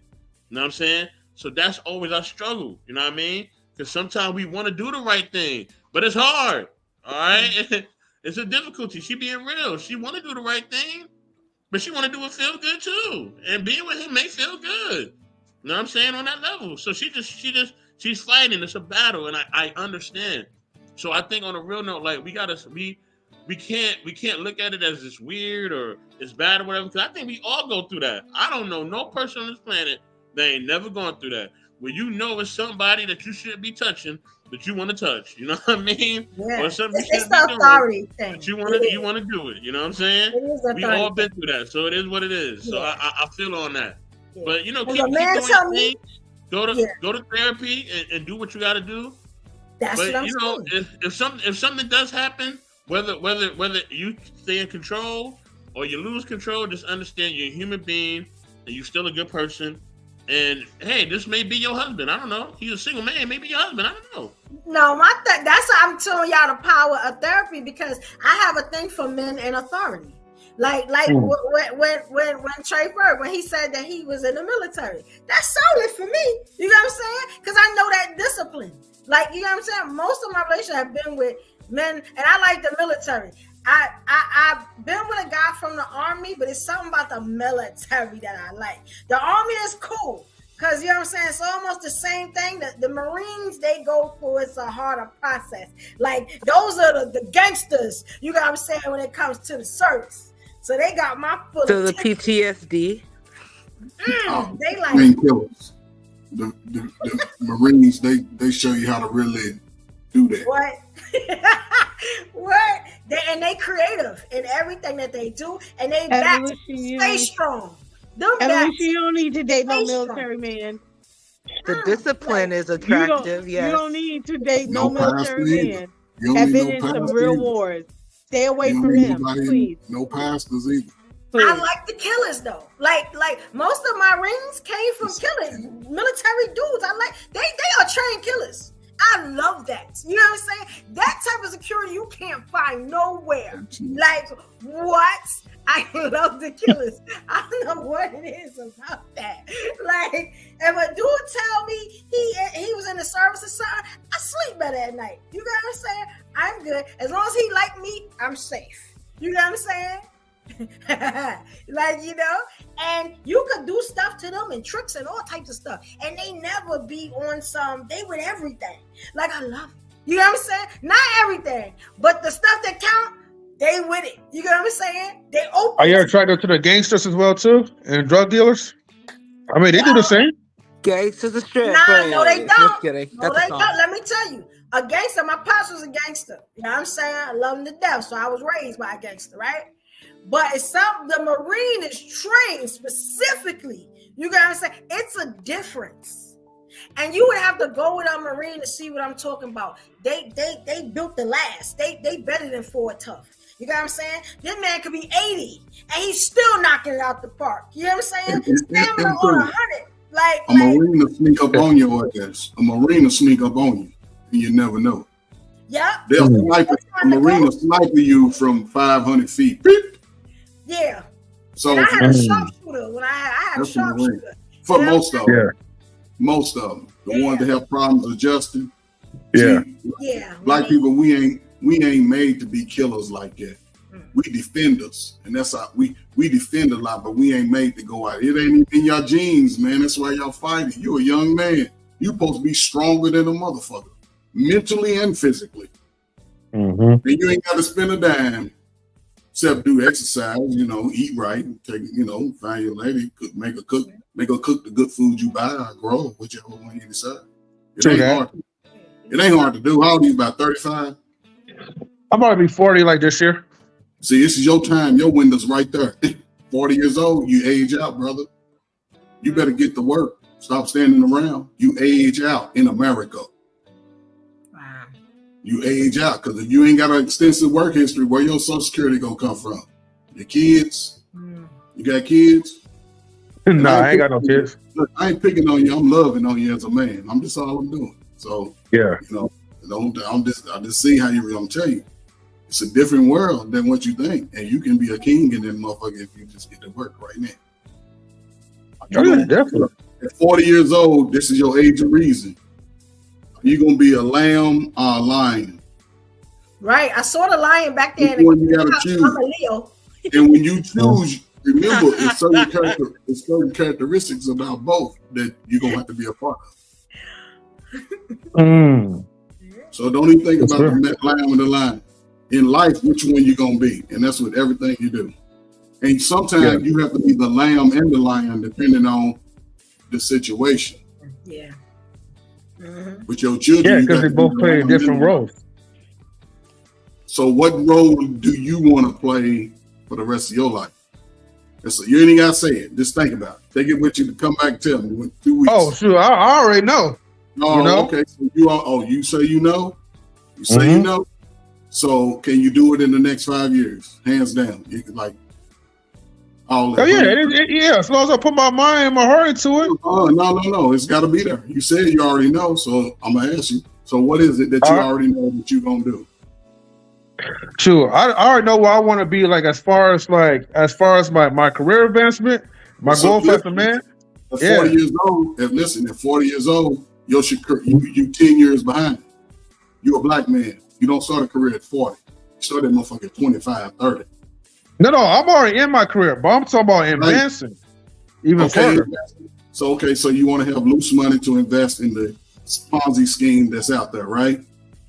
The best way to invest is start saving your money, buy the stuff you need, leverage yourself over the next year, see how much you save. You know, if you like to eat out a lot, learn how to cook, brother. It's healthier. You know what I'm saying? Work out work out doing commercials, do some push-ups, sit-ups, the regular football shit. That shit work. Shit ain't changed. Shit, or like calisthenics on your destination. I mean, any of that, all that shit work. All that calisthenics, do both. Matter of fact, do both. Make it better. So as far as career, you want to invest, but you still got to work, right? Are you good at what you do? Yeah, I'm good at what I do. All right, so in the career, try to learn as much as you can about not just your job, but go learn 2 or 3 other jobs. Your income will go up. You know a foreign language? I'm working on it, Duolingo, but if you don't know it, then somebody Hispanic may come with the same credentials. They'll kick you. They'll bump you. I'm just trying to tell you how you gonna get your bread up. It ain't a hard thing. You just gotta. You single? No, I'm married. Oh, you married? That's even better. Now it's both of y'all. You focus, protect the house, make sure everything on the outside of the house is secured, from the grass to the fucking windows. Your wife, she's a homemaker. You got children? How many babies you got? No, I got none. I got 9 birds, and that's it. I don't want no damn kids. Okay, so you ain't got no kids. You in a greater position. So just stop spending your money and save that shit. Put that shit in your mattress. Buy you a couple of them heaters. Fire them off on New Year's. Make sure everybody know that you protected over. If it's legal in your state, you know what I'm saying. Go to the range, whatever. Keep that eye tight. Yeah. And just save your money, man. Then you can sit back and see what you want to invest going into it. But if you put in the work between now and 60 and save your money, you'll be able to do what the fuck you want to do. Yeah. Hey, yes, sir. No, I'm sorry. I appreciate it. That's all you gotta do, man. You married, you good, man. Don't come back out here on these streets, man. Don't give a damn. Yeah. Shit ain't nothing out here. Yeah. You see how it's of the world. But it is some good ones out there, though. There's some good ones out there, man. They just don't want to see each other. They walking around evolution. And since the evolution, look, I just think you searching right now. Yeah, let me tell you something. You know why? Because, like, you know what I just realized? And you know, I talked to my good brother earlier this morning, right? Every time I talk to him, I got in the car and I happen to say, you know what? I understand that the men in my life right now are upset with me. And I know why they're upset. Every couple of months they get upset. You know what I'm saying? And I just be like, whatever, I'm evolution. And I decided to focus on one. You get what I'm saying? Just one. Because he gives me the most problems. And I love a challenge.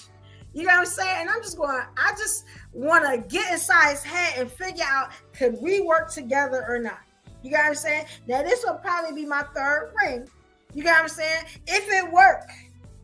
But he wants something. He don't want to break.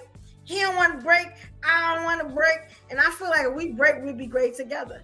Now, in the event that this doesn't work, you know, like, you know what I'm saying? Then I may have to look into something else. But a certain type of person keeps my attention.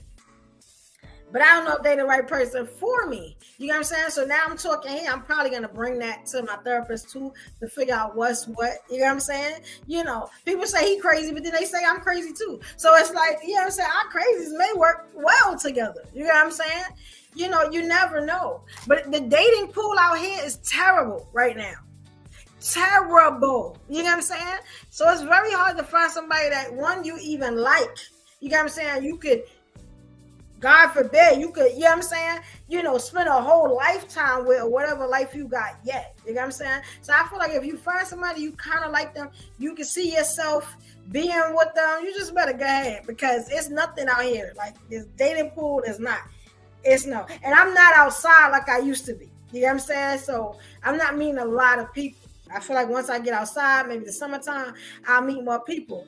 But it's not a fair game out here, you know, and a lot of these people got issues. You know what I'm saying? And you just pick up their issues. So you got to be careful with that, you know. And as far as the pastor, I'm gonna be honest, the pastor's the safest man on the planet. You know what I'm saying? Because there's certain things that I'm gonna have to do to be with the pastor that it ain't gonna work. You know what I'm saying? And I got my relationship with God, and God understand who I am, and I'm getting better. And I'm pretty sure the pastor come with a lot of rules, but I'm always love the pastor. I'm always like the pastor. And the pastor keeps me straight and focused on the Lord. You know what I'm saying? So it all works out. So the therapy, let me tell you, the therapy, I still, again, say people should get to therapy. And don't worry about what people say or how you're going to look. You know what I'm saying? Because in the end, you're going to be doing the work and being a better you, while people gonna be watching you. You know what I'm saying? You know, at a standstill. Because I tell you, I've been doing it, and I've really been sitting in them sessions, and you get what I'm saying? And it works. You know, it works. I'm completely different than what I used to be. The old me is still there. You know what I'm saying? I pick on it time to time when I need to. But other than that, you know what I'm saying? I think it's only a win-win, you know? And get you a good therapist, get you the right therapist. You got what I'm saying? Sometimes you're not going to get the first one, you're going to like them. You can change and mix and match and all that. You got what I'm saying? Just like when you get a cold, you go to the doctor, whatever you do, you can get a therapist like that and work it out, you know? I mean, that's the only thing I wanted to say. I'm sorry I took y'all down the pastor road, but that was the easiest way that I could help explain what I mean when I say therapy. Like, you know what I'm saying? You know, without telling everything. You know, Soapbox, you still up? Your cereal's finished? Because this is a great show. I enjoyed myself. Hey, listen, y'all, this is one of our best shows we ever had. Thank you all for tuning in. You know what I'm saying? I really appreciate y'all. Y'all can hang out if y'all want. You know what I'm saying? But y'all about to close it out. You know what I'm saying? So everybody pulled up, man. Uncle Ferg, you know, Ruby Doll, St. Mac, Smitty, M3, Stan, everybody that pulled up, man. Queen, thank you all for pulling up, man. Much love to everybody. Peace.